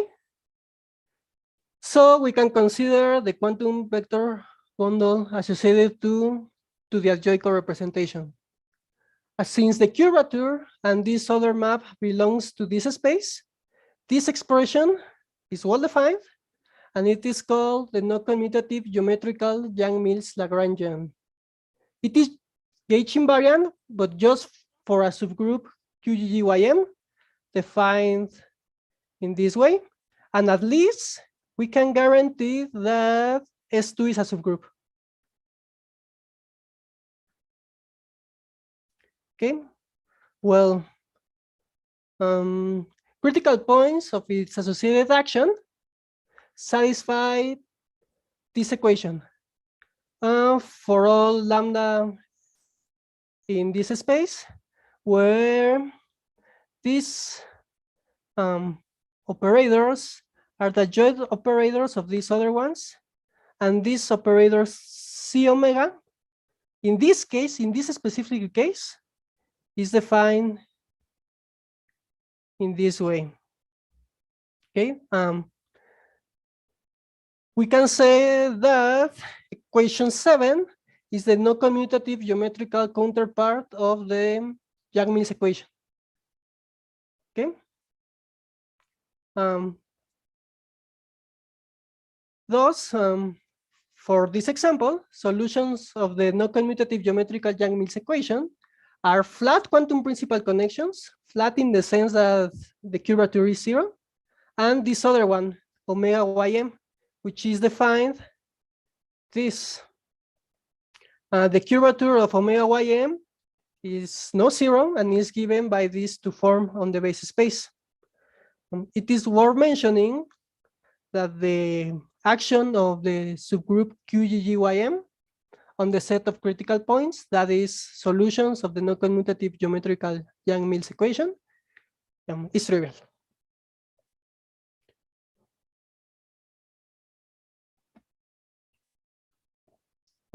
So, in terms of a physical interpretation, the Young-Mills parts of this example models a space-time of just 2 points with just one gauge boson field with symmetry QGGYM.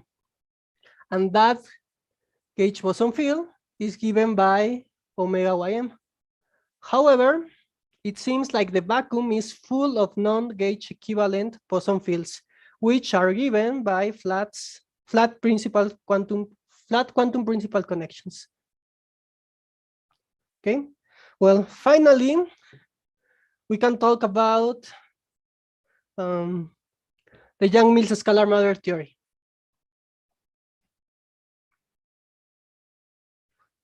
The non-commutative geometrical Yang-Mills scalar matter theory Lagrangian is given by this. This part belongs to the left structure, and this part belongs to the right structure, where here B is a Fréchet differentiable map called the potential, and BL-T1 is defined in this way, and B2-T2 is defined in this way. And as before, it is gauge invariant just for the subgroup QGGYM.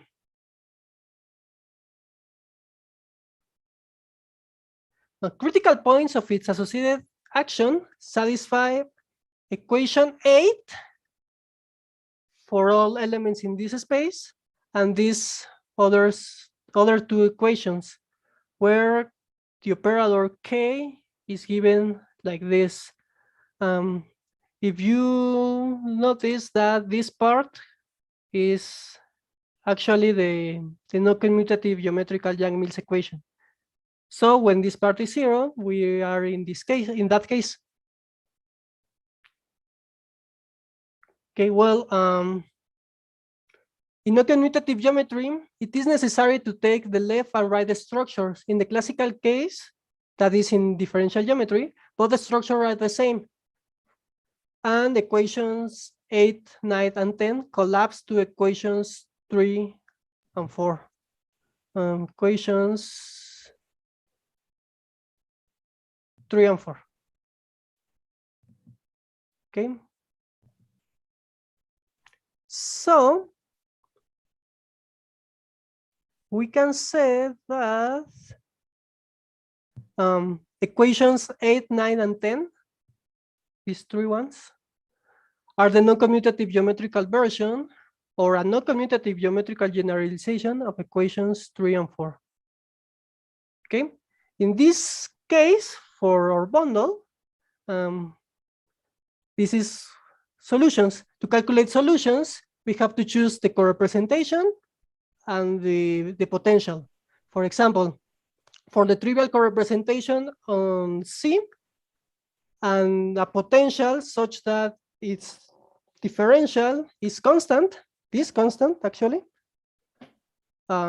critical points or solutions to the equations are triplets where omega is a flat quantum principal connection, or omega ym, exactly this omega ym,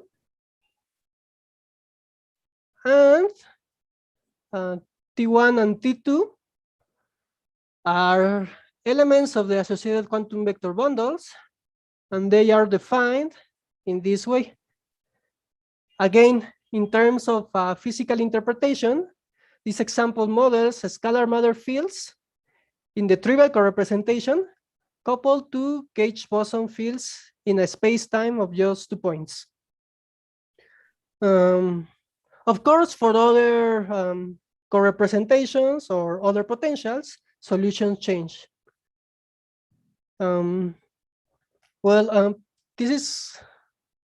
This has been all example that I wanted to present, but to finalize, there are some important comments. First of all, as I said before, there is a general theory that supports all the concepts presented. This was just an example. The operator C omega does not have a classical counterpart in the sense that when the principal connection omega comes from a classical principal connection, S omega is 0 always. not just for this example. So this is a completely quantum phenomenon. Our definition of the quantum gauge group is based on the one presented by Brzezinski.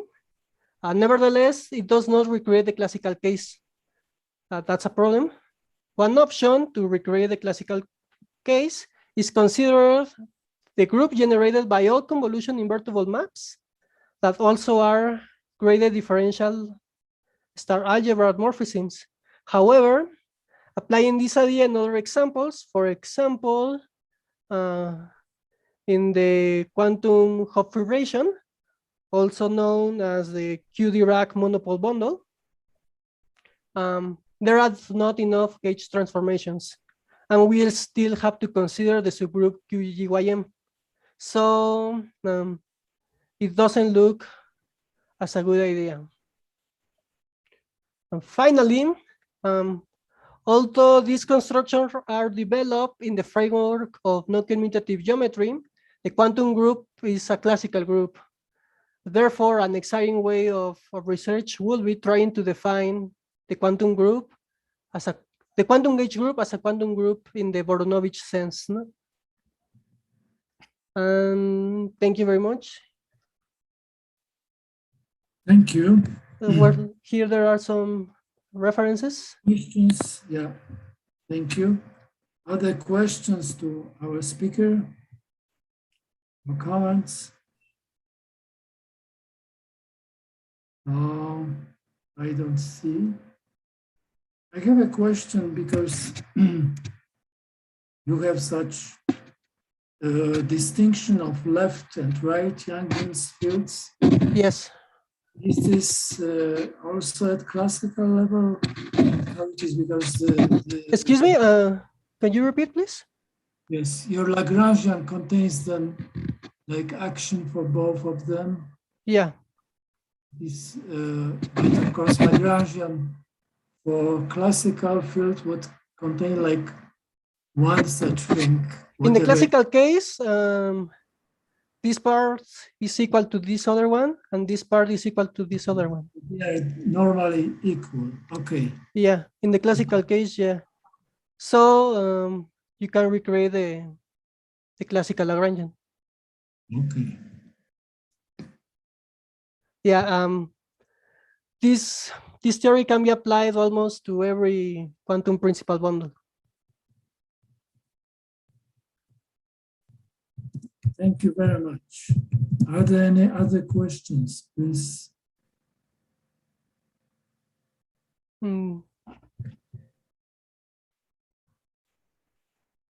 Okay, then thank you.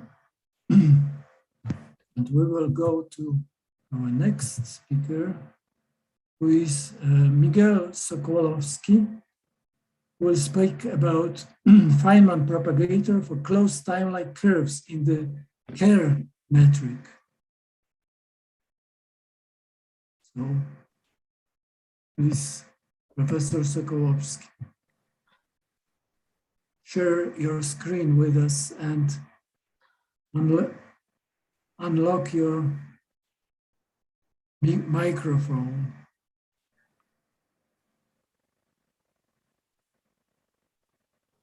Es el micrófono que está hablando, pero no.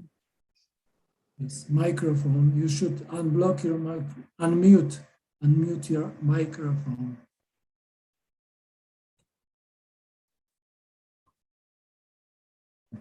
No. Left Now, yes. Okay. Now it is. Do you hear to me? Yes, we do hear you. And we But see now to move the pages, do you want? Okay, then if you want, I can share the screen and move, and I can move maybe the pages. Here, yes, I have here, and but no, become covered by all this.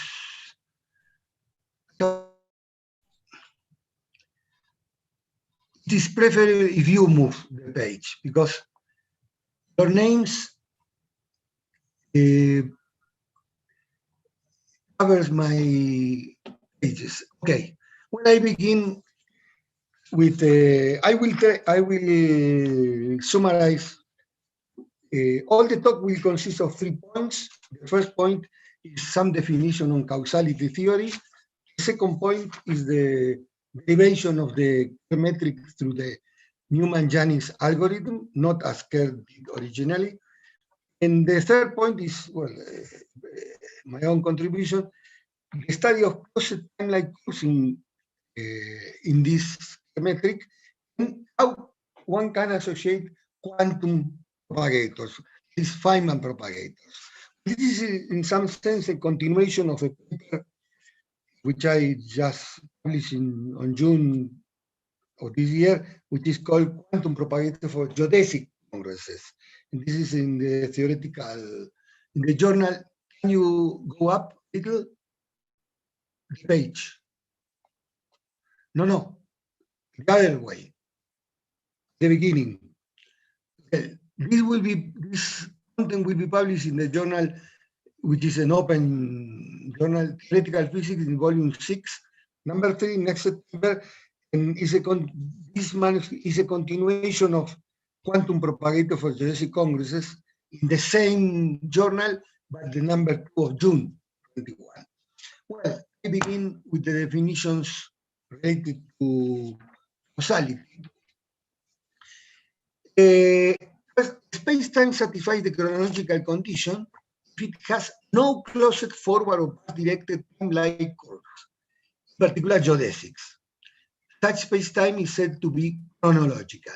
I want to say something before going to second point, that the closed time-like curves are not geodesic curves, but are accelerated curves. Okay.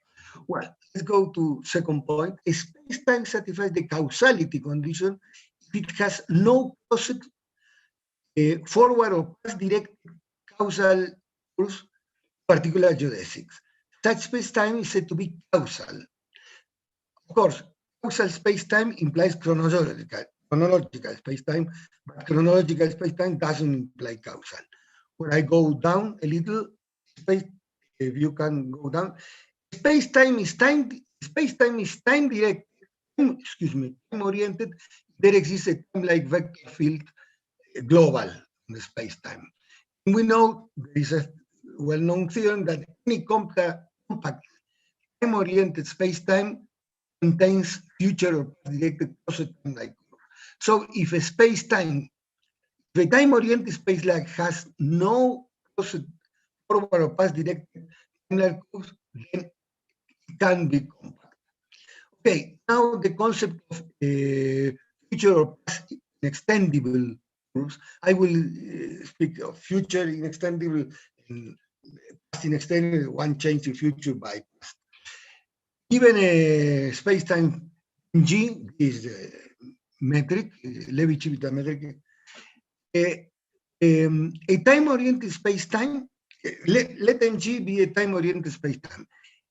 A C-infinity forward-directed causal curve, gamma, that I call here from AB to M, possibly A and B can be both or one of them minus or plus infinity, is said to be future inextendable if the limit of gamma and goes to B, the upper limit, doesn't exist. In other words, a curve is future inextendable if it has no future final point. In other words, it extends infinitely. Go to the next slide, please. Yes. Now, a causal curve is extendable. It is both future and past inextendable. Now, let us try to go again over manifold, but that is any manifold I speak is a space-time manifold. Let S be a subset of space-time. And I define the future domain of dependence of S, of a subset of a space-time, is a set D plus S, all events in the manifold, in the space-time, such that any path-directed inextendable causal curve starting at T intersects S. Here it is. Okay. Dashed region is the future domain of dependence of the subset S. Okay, in the same concept for past domain of dependence, if you go down, go ahead, one changes future by past and obtains the past domain of dependence of a subset of a space-time. Now, the domain of dependence of such subset is the union of D pluses and D minus, future and past domain of dependences. Okay, in this summary of concept in causality theory, you go little ahead,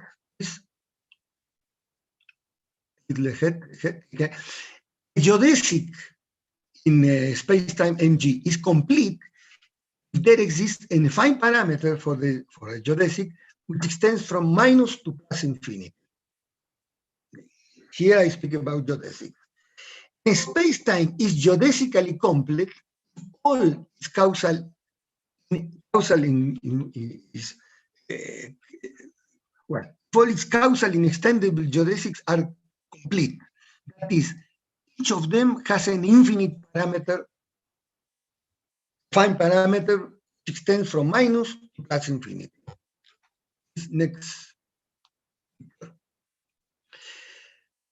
Now, when a space-time is singular, space-time is singular if two things hold. One, the space-time is inextendable. It can extend more the space-time. It is geodesically incomplete. In particular, even inextendable space-time is singular if it has at least one causal inextendable geodesic, which has no affine parameter, which go from minus to plus infinity. Example of this is the Schwarzschild-Kruskal-Sekeres space-time, which is charge singular. R, I will talk later, Reisner-Nordstrom, which includes electric and magnetic charge. But, for example, Minkowski in any dimension is not singular. Now I define the concept of partial cohesion phase. Now the subset of the space-time was arbitrary. Then let S, in the previous points, be such that no pair of points of S can be joined by a causal curve in the manifold, in the space-time, and of course, itself. Then S is called a partial cohesion phase. Before, S as a partial cohesion phase contains future domain independence and past domain independence, domain of dependence. The union of them is the domain of dependence. Now, let me go ahead.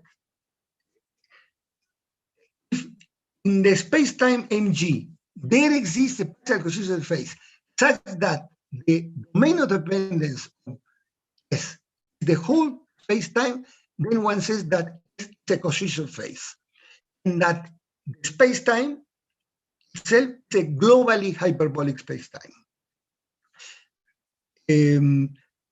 By the way, I want to make a remark. One can easily prove, that if a space-time is globally hyperbolic, which is equivalent that it has a cohesion phase, then it is forbidden to exist closed causal curves, particular closed time-like curves. The last point in this summary of causality concepts is the definition of Cauchy horizon. That is, if S is a partial cohesion phase, but not a cohesion phase, then the future boundary of the domain of dependence of S is called future Cauchy horizon. The other way, one goes to past crossing horizon, changing future and past. Well, we go to second point, which is a derivation to be complete. The Kerr metric. If you go to the next, okay, the Kerr spacetime. Kerr discovered the spacetime in 1963. Notice that it was 46 years after the discovery of Schwarzschild solution. The Kerr spacetime is a stationary, non-static, axial symmetrical because it is spinning, asymptotically flat vacuum solution of Einstein equation. It depends only on two parameters: the mass of the spacetime and the gravitating mass and angular momentum. Now, years later of the discovery of the Kerr spacetime, Newman and Janis found an algorithm which, for many years, it was considered as a fluke to obtain the Kerr metric, but in 1998, Sekeres and colleague Drake showed that the subtract the fundamental of this algorithm. This algorithm seems to be very arbitrary, but it can be very quickly useful to derive the Kerr metric. The third point is the Schwarzschild metric in Eddington-Finkelstein coordinates, which are from Finkelstein 1954. And this is the D square is the metric, the Schwarzschild metric in Finkelstein coordinates U, R, theta, and phi. And here it appears an F, famous F, which appears also in Schwarzschild, 1 minus twice M over R. R is a usual polar coordinate from 0 to infinity. And U depends on the so-called Regge-Wheeler or tortoise coordinate, which is minus R tilde R, and R tilde R is given by this expression. Now, one can construct, there exists a tetrad that is a Vierbein, 4 vectors, ln m bar, where m bar is the complex conjugate vector, 4 vector m. Then if you go up, go ahead a little, these are the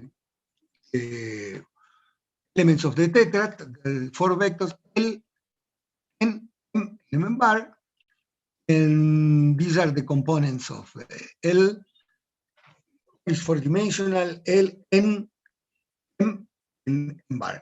You see that here we are introducing the imaginary unit. Then one says, well, our space-time is real. What am I doing? No, keine Sorge, say in German. No problem, because the set LNM bar is linear independent of a real. So it is a basis of the tangent space at each point of the space-time. Moreover, the tetrad is null. That is, all the squares of the elements are 0. Then, well, to make easier the calculation, I call tetrad LNM bar as E1 up to E4. Okay, and one can construct in point 3, if you go ahead, using the tetrads, go ahead the page, this page ahead up to the end. One can construct this symmetric tensor G mu nu with contravariant components in terms of the tetrads. Immediately one finds, it seems a fluke, but it has a fundamental, which I don't show here because neither Newman and Janis in 65, they exhibited directly the result. This G twiddle is the inverse of the previous metric G mu nu, which I go ahead, please, the next slide. Now, this is the crucial point. The algorithm, Newman-Janis algorithm. One complexifies the coordinates R and U. Remember, R was larger than 0 and U was real. Now we go to R and U complex coordinate, in the sense that R is R prime minus I A cos theta and U prime plus I A cos theta, where A is a new parameter larger than 0 and with unit of length. And we shall see A is related to rotation. It will be the angular momentum per unit mass, J over M. Okay. Now you see that this change R prime, after complexifying the originally polar coordinate R prime going from minus to plus infinity turns out to be a Cartesian coordinate, not a polar coordinate. Of course, in the Schwarzschild, Eddington-Finkelstein-Schwarzschild metric, it appeared the function f of R, which was equal to y minus 2m over R. Now one replaces f of R in terms of f of R in R conjugate. Of course, this is right, this is real. Okay. In terms of R in R conjugate, change the tetrad written in this way. Now we change, gain a change of coordinates. Go ahead, please. The page up. Okay, change coordinates, and consequently the tetrads also change and become this tetrad, which I call L primes. Now, the new tetrad, which is a consequence of the complexification of the R coordinate and the U coordinate, one construct in terms of the new tetrad, new symmetric tensor, analogous to G twiddle mu, which I call G prime mu.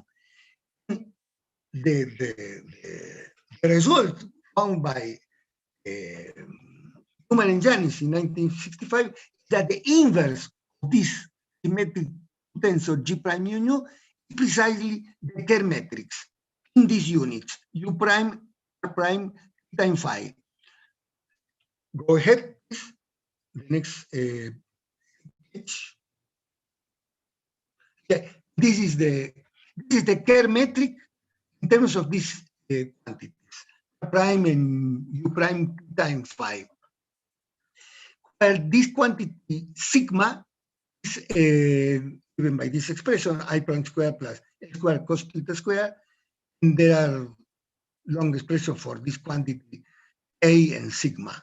Okay, and you see now one obtains the Kerr metric through the Newman-Janis algorithm, but notice that these coordinates U prime, L prime, theta and phi, so theta prime is theta and phi prime is phi. You see that there are three terms which with crossed coordinates: du prime, dr prime, du prime phi, and dr prime d phi.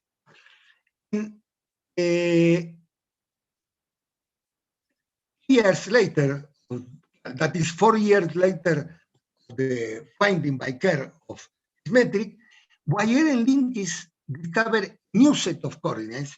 Please go ahead. Go ahead. Yes, okay, that's it. In these coordinates, they simplify expression.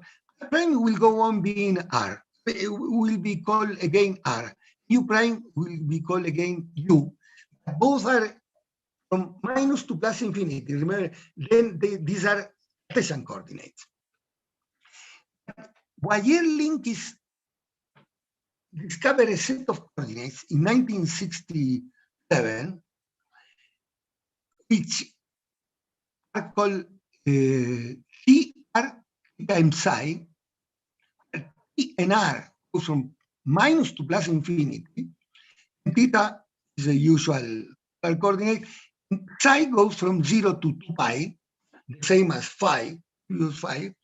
But the property, well, the coordinate transformation is given by integration du, d phi in this you can see in this line, the property of Boyer-Linkis coordinates is that the Kerr Boyer-Linkis metric, but that is the Kerr metric in another coordinates, in the coordinates of Boyer-Linkis, has only one non-diagonal term, dt times d psi, while the previous expression for the metric contains three non-diagonal.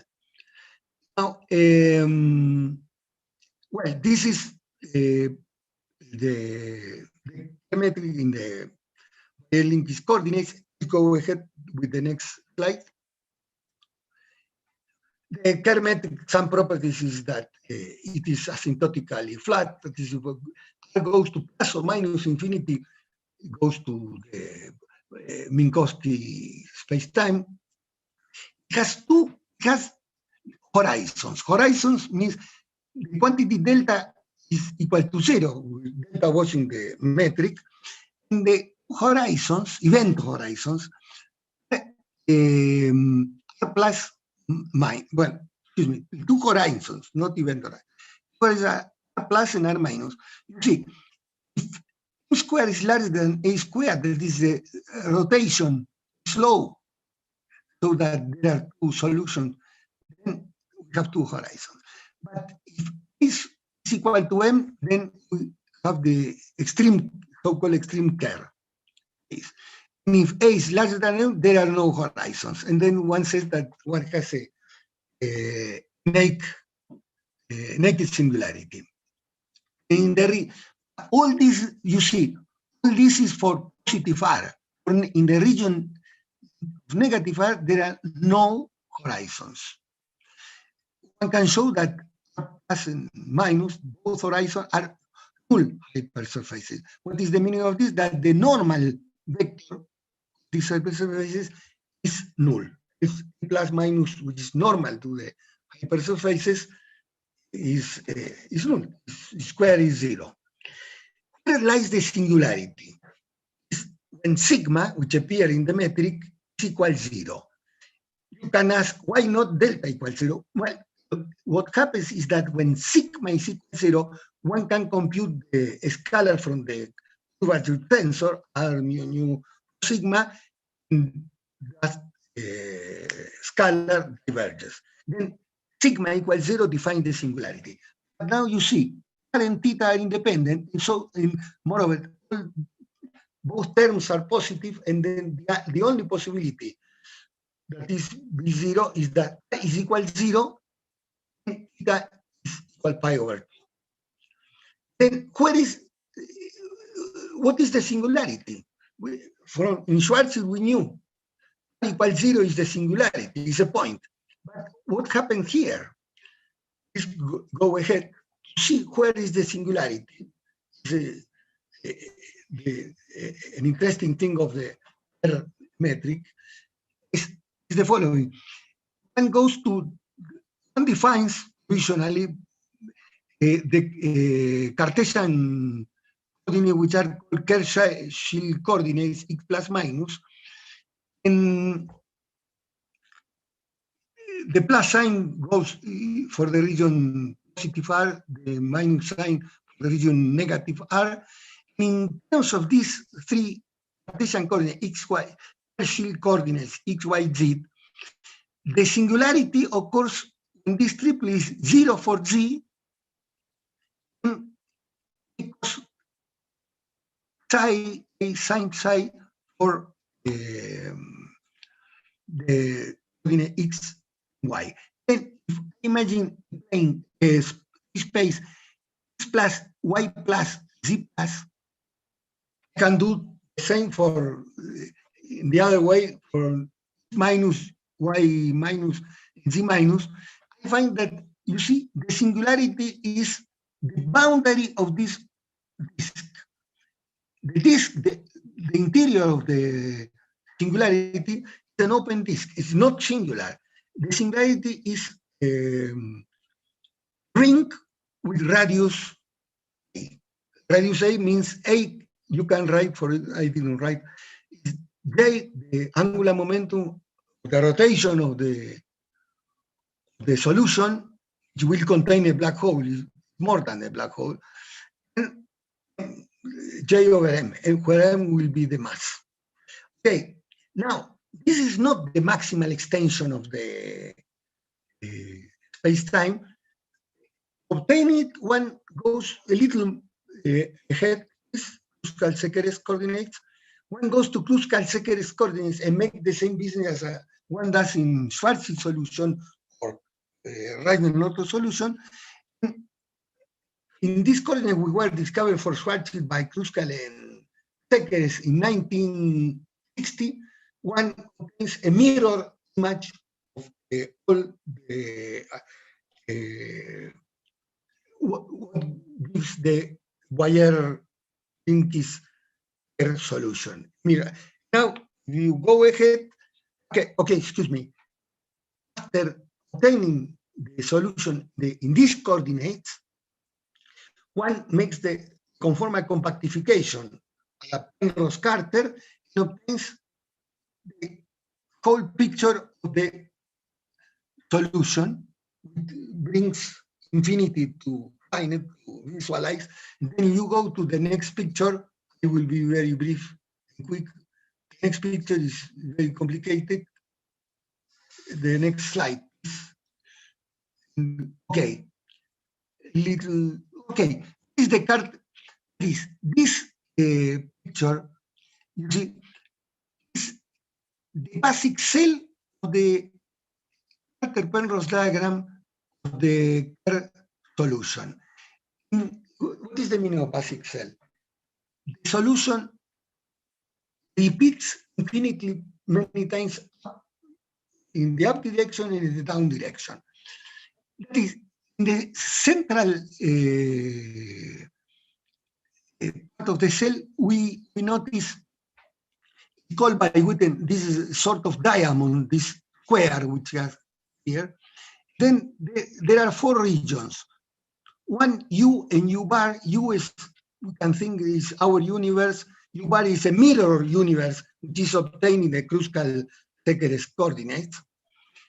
This upper part in the diagram is the black hole region, and down the white hole region.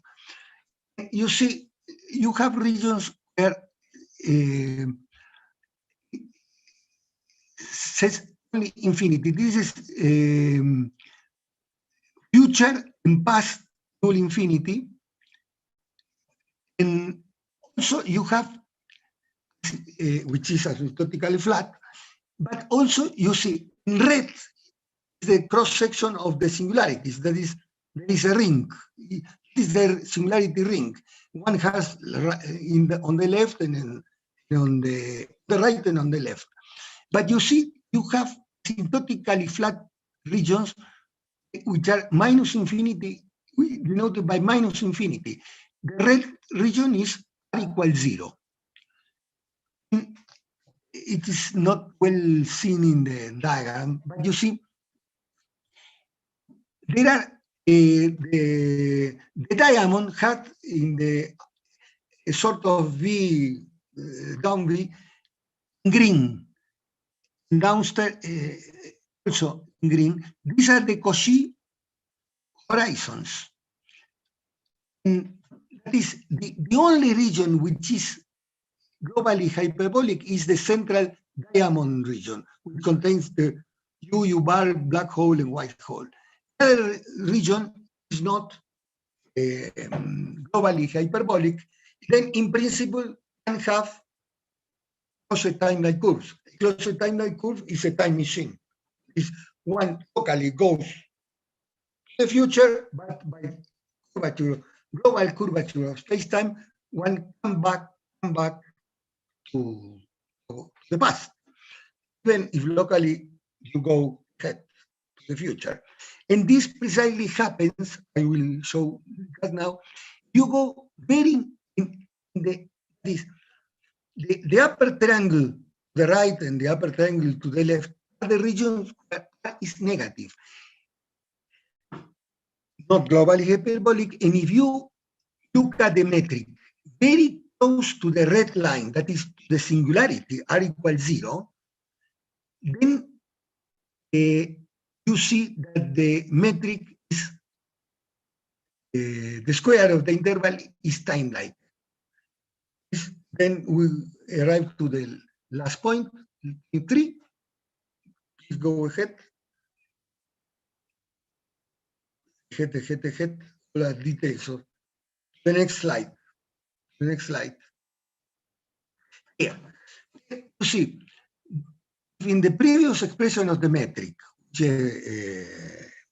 complicated, we gave for one goes to theta equal pi over 2, where the singularity was. Goes to r negative, but very small, that is much smaller than a, which is smaller than or equal to m.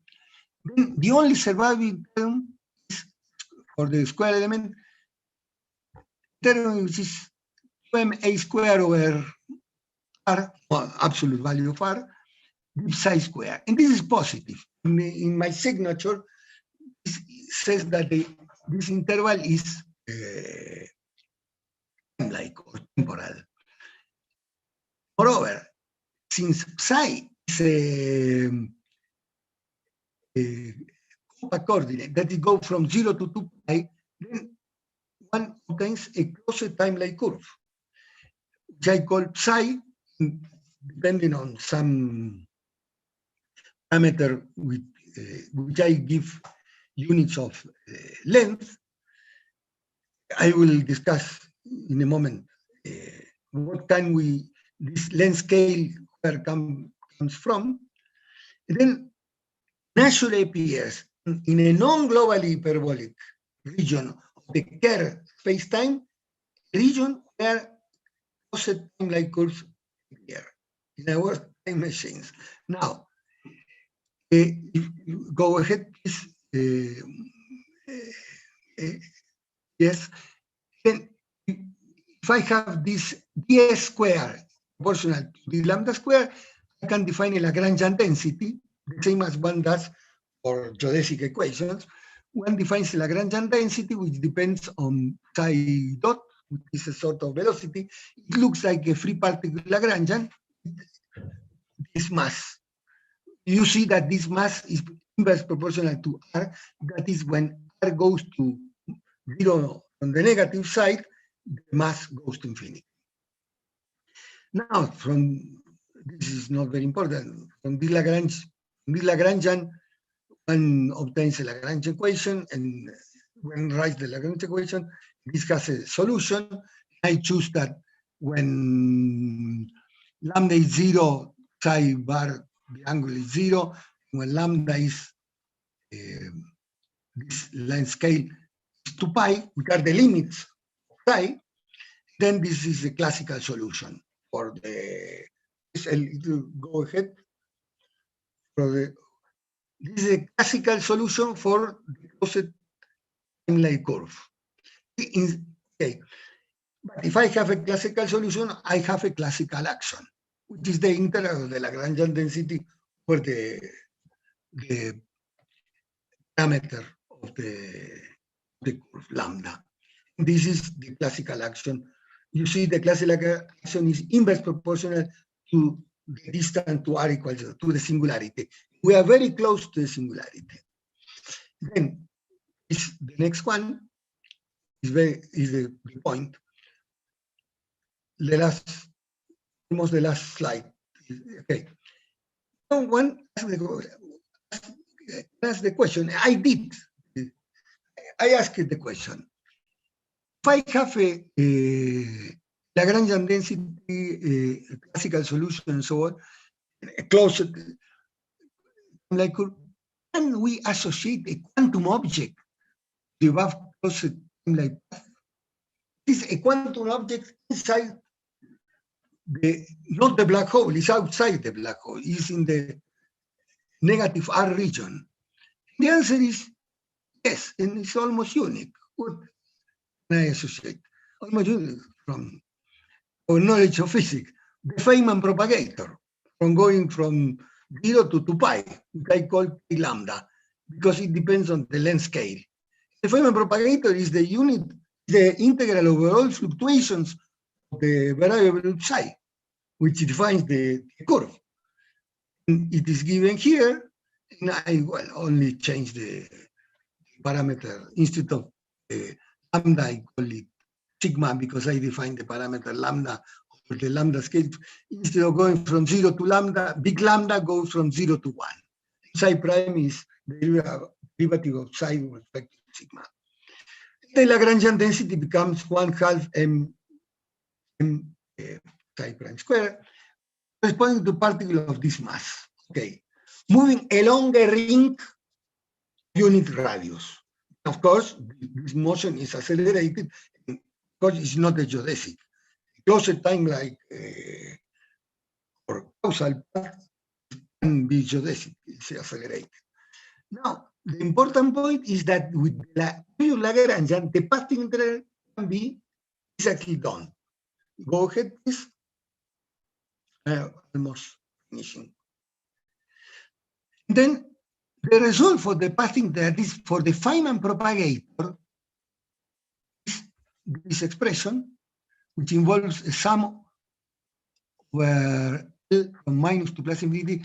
L is a sort of winding number and expresses how many times the fluctuation goes through the cycle of radius 1. But the important point is that this propagator is well defined in the range where we define the closed time-like curve. It is near 0, but not 0, much less than rotation, angular momentum.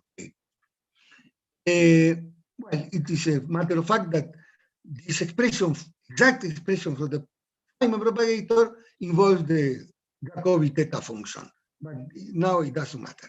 Now, maybe it is saying something which I don't know at the moment, the evolution of this function. This is a fact. Now, you can ask anybody, well, I spoke about the length scale. Which length scale? Well, I can fact, we have two things with the unit of length. The angular momentum, that is A, and the mass, which in geometrical units are lengths. Then you go to the next last.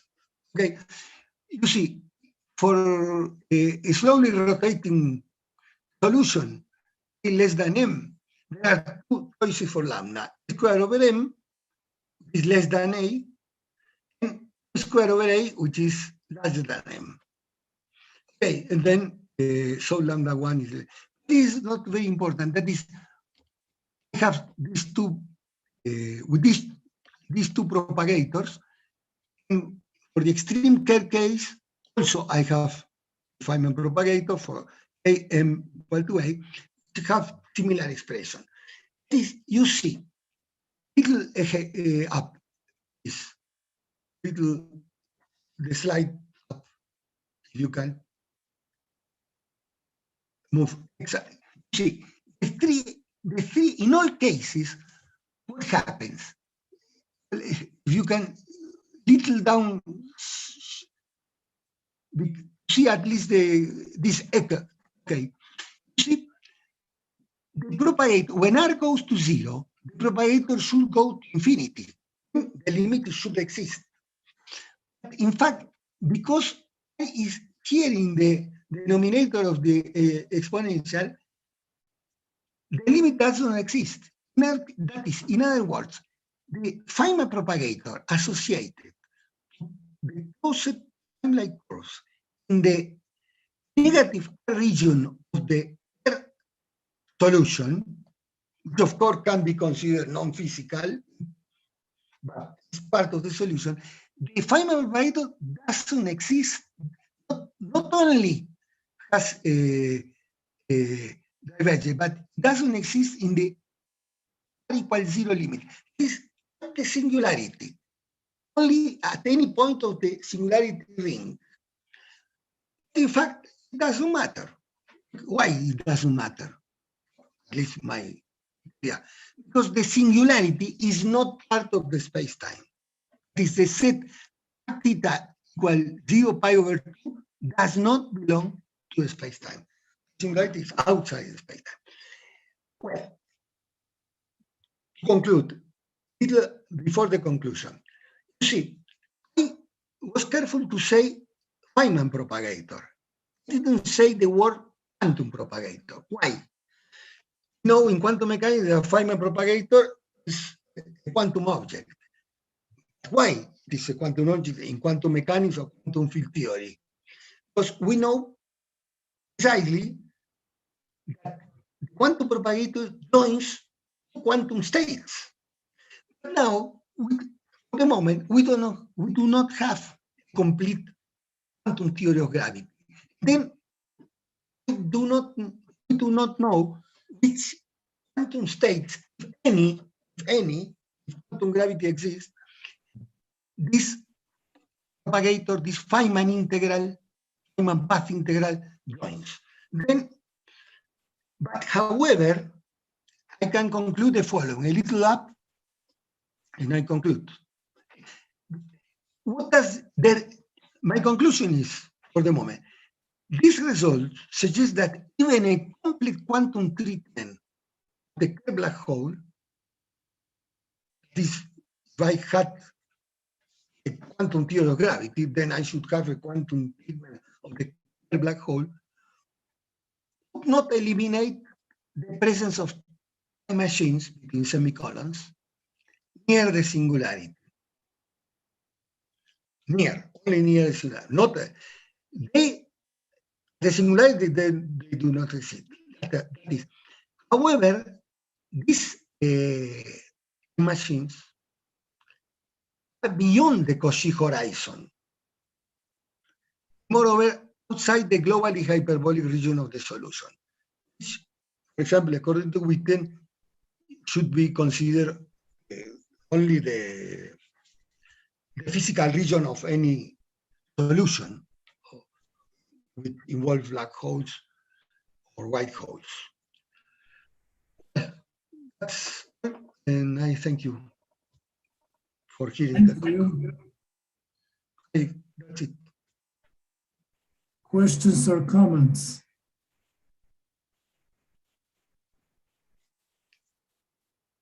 I would like to comment because it looks like the question should be forwarded to topologists, because this looks like winding number which you discovered, which is connected with the black hole. So it means like you know, a monopole in electrodynamics. You have something kind like monopole in general relativity, right? Because this is, you just compute this standard Feynman integral and get something which looks like connected with some winding number. Yes, this infinite sum in the propagator involves exactly unwinding numbers. Yes, so that's something which should be addressed by topologists, I think. Addressed by the? Topologists. Topologists should look at that, because it looks like, you know, the singularity dictates some topology of whatever. Ah, I see your point. Topologists. Yes. Maybe it would be of interest to explore more carefully this. There are, just as this Jones polynomial was found by considering this propagator by Witten, this might be something like that. So probably you discovered something similar in just general relativity. This would be quite interesting to study, probably. Any other comments or questions? It's interesting what your point. I didn't think about that. didn't relate it with topological field theory. No. Yeah, it should be, it looks awfully like that. Of course, I may comment also that your talk was anathema to what Zbyszek Ojewicz was about, because he hated coordinates. And yes, I know that, I know. Coordinates after coordinates, but it has some hidden physical meaning when you go from one system of coordinates to the other and somehow expands on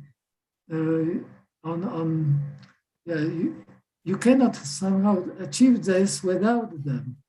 So it is a little like contrarian to Osiewicz's point of view. Yes. Yeah. No, I want to emphasize, you see, before 1960, the simplest black hole, well, the simplest black hole is Schwarzschild black hole, Schwarzschild solution. Schwarzschild solution was discovered a few months after Einstein constructed general relativity. Then, you know, Schwarzschild was in the war. After his discovery, he died after a few months. But in 54, Finkelstein, before Eddington, in 54, Finkelstein extended Schwarzschild solution and showed here that the singularity at the horizon was a coordinate singularity. A coordinate singularity that, for example, phi equals 0 in the usual coordinates, x, y, z, phi is not defined. But the result of Finkelstein in 54, even if he extended the solution, the original solution of Schwarzschild, even if he extended, there was a region which was not covered.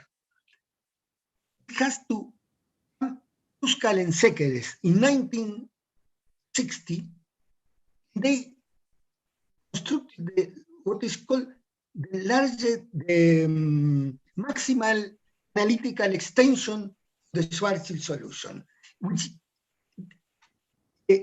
brings another region to the space-time. The fourth region is in the Kruskal, which I call SKS, Schwarzschild-Kruskal-Sekeres solution. It has 4 regions. One region I can say our universe U, mirror universe U bar, a black hole region and a white hole region. But precisely, as you say, maybe well, it would be fine if Zbigniew could discuss or criticize this. It was a change of coordinates made by Kruskal and Sekeres, which extended the solution. That is, one obtains larger physical solution by a change of coordinates. Very wise change of coordinates. Kruskal, Sekeres, it was impressive, no? Well, at least sometimes coordinates help, I should say. Yes. I am familiar with this story to some extent, at least. And I would also comment that Professor Finkelstein was also a friend of Professor Ojewicz and often present at his conferences. I'm not sure how Professor Ojewicz was feeling about his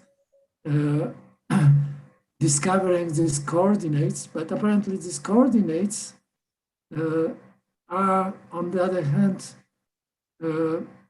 trying to see subjective reality, which is also close to Professor Ojewicz, because they are related to those observers who fall down or go out of the black hole, right? Yes, yes.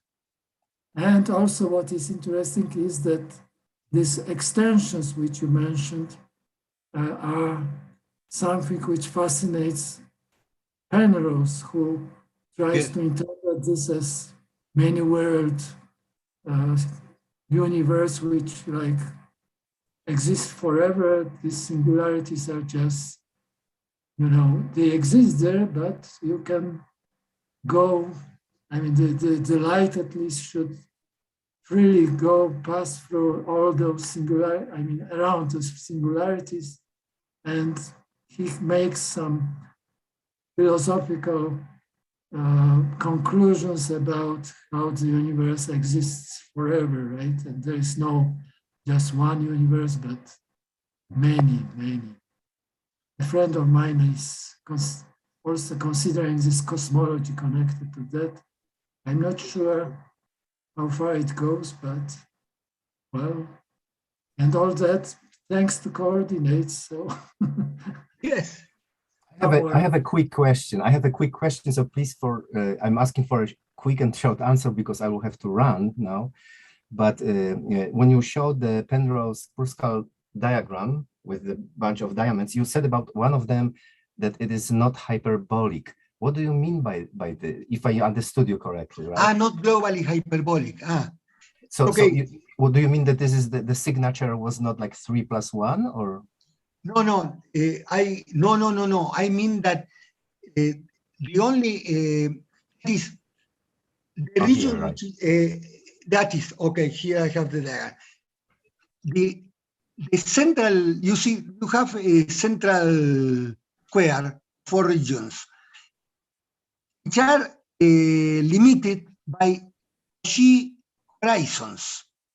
And then here you see, maybe you cannot see very well, there is an example of a Cauchy surface.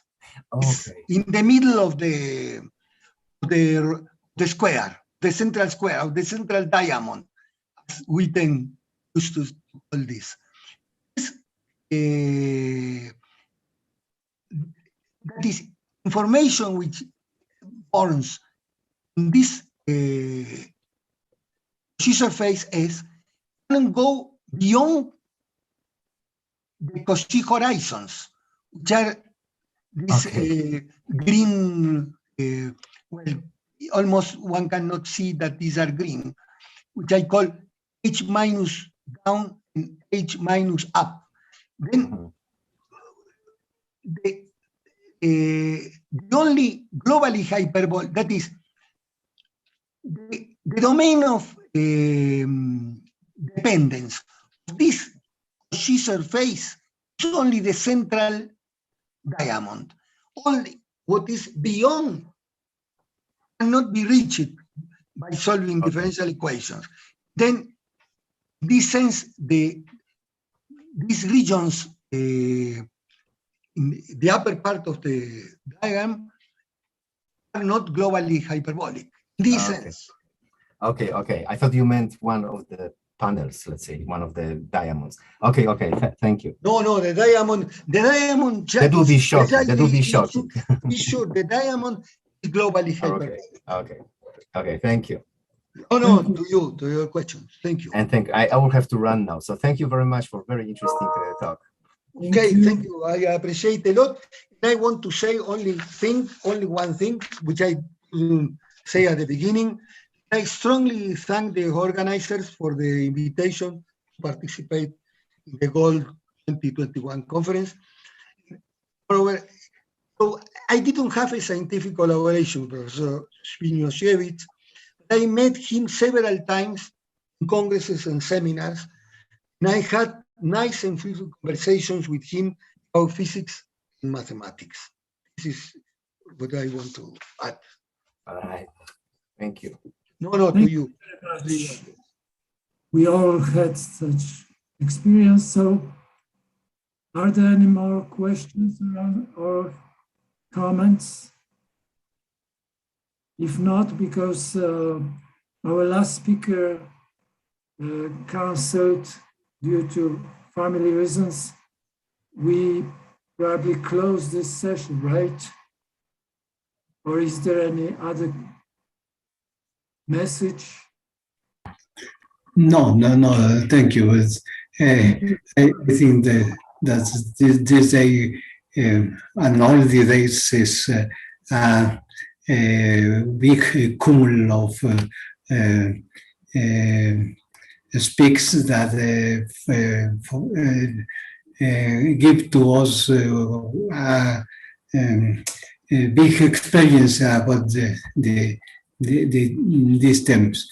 Then thank you very much for coming to this. And tomorrow we are going to have the last day session for this event.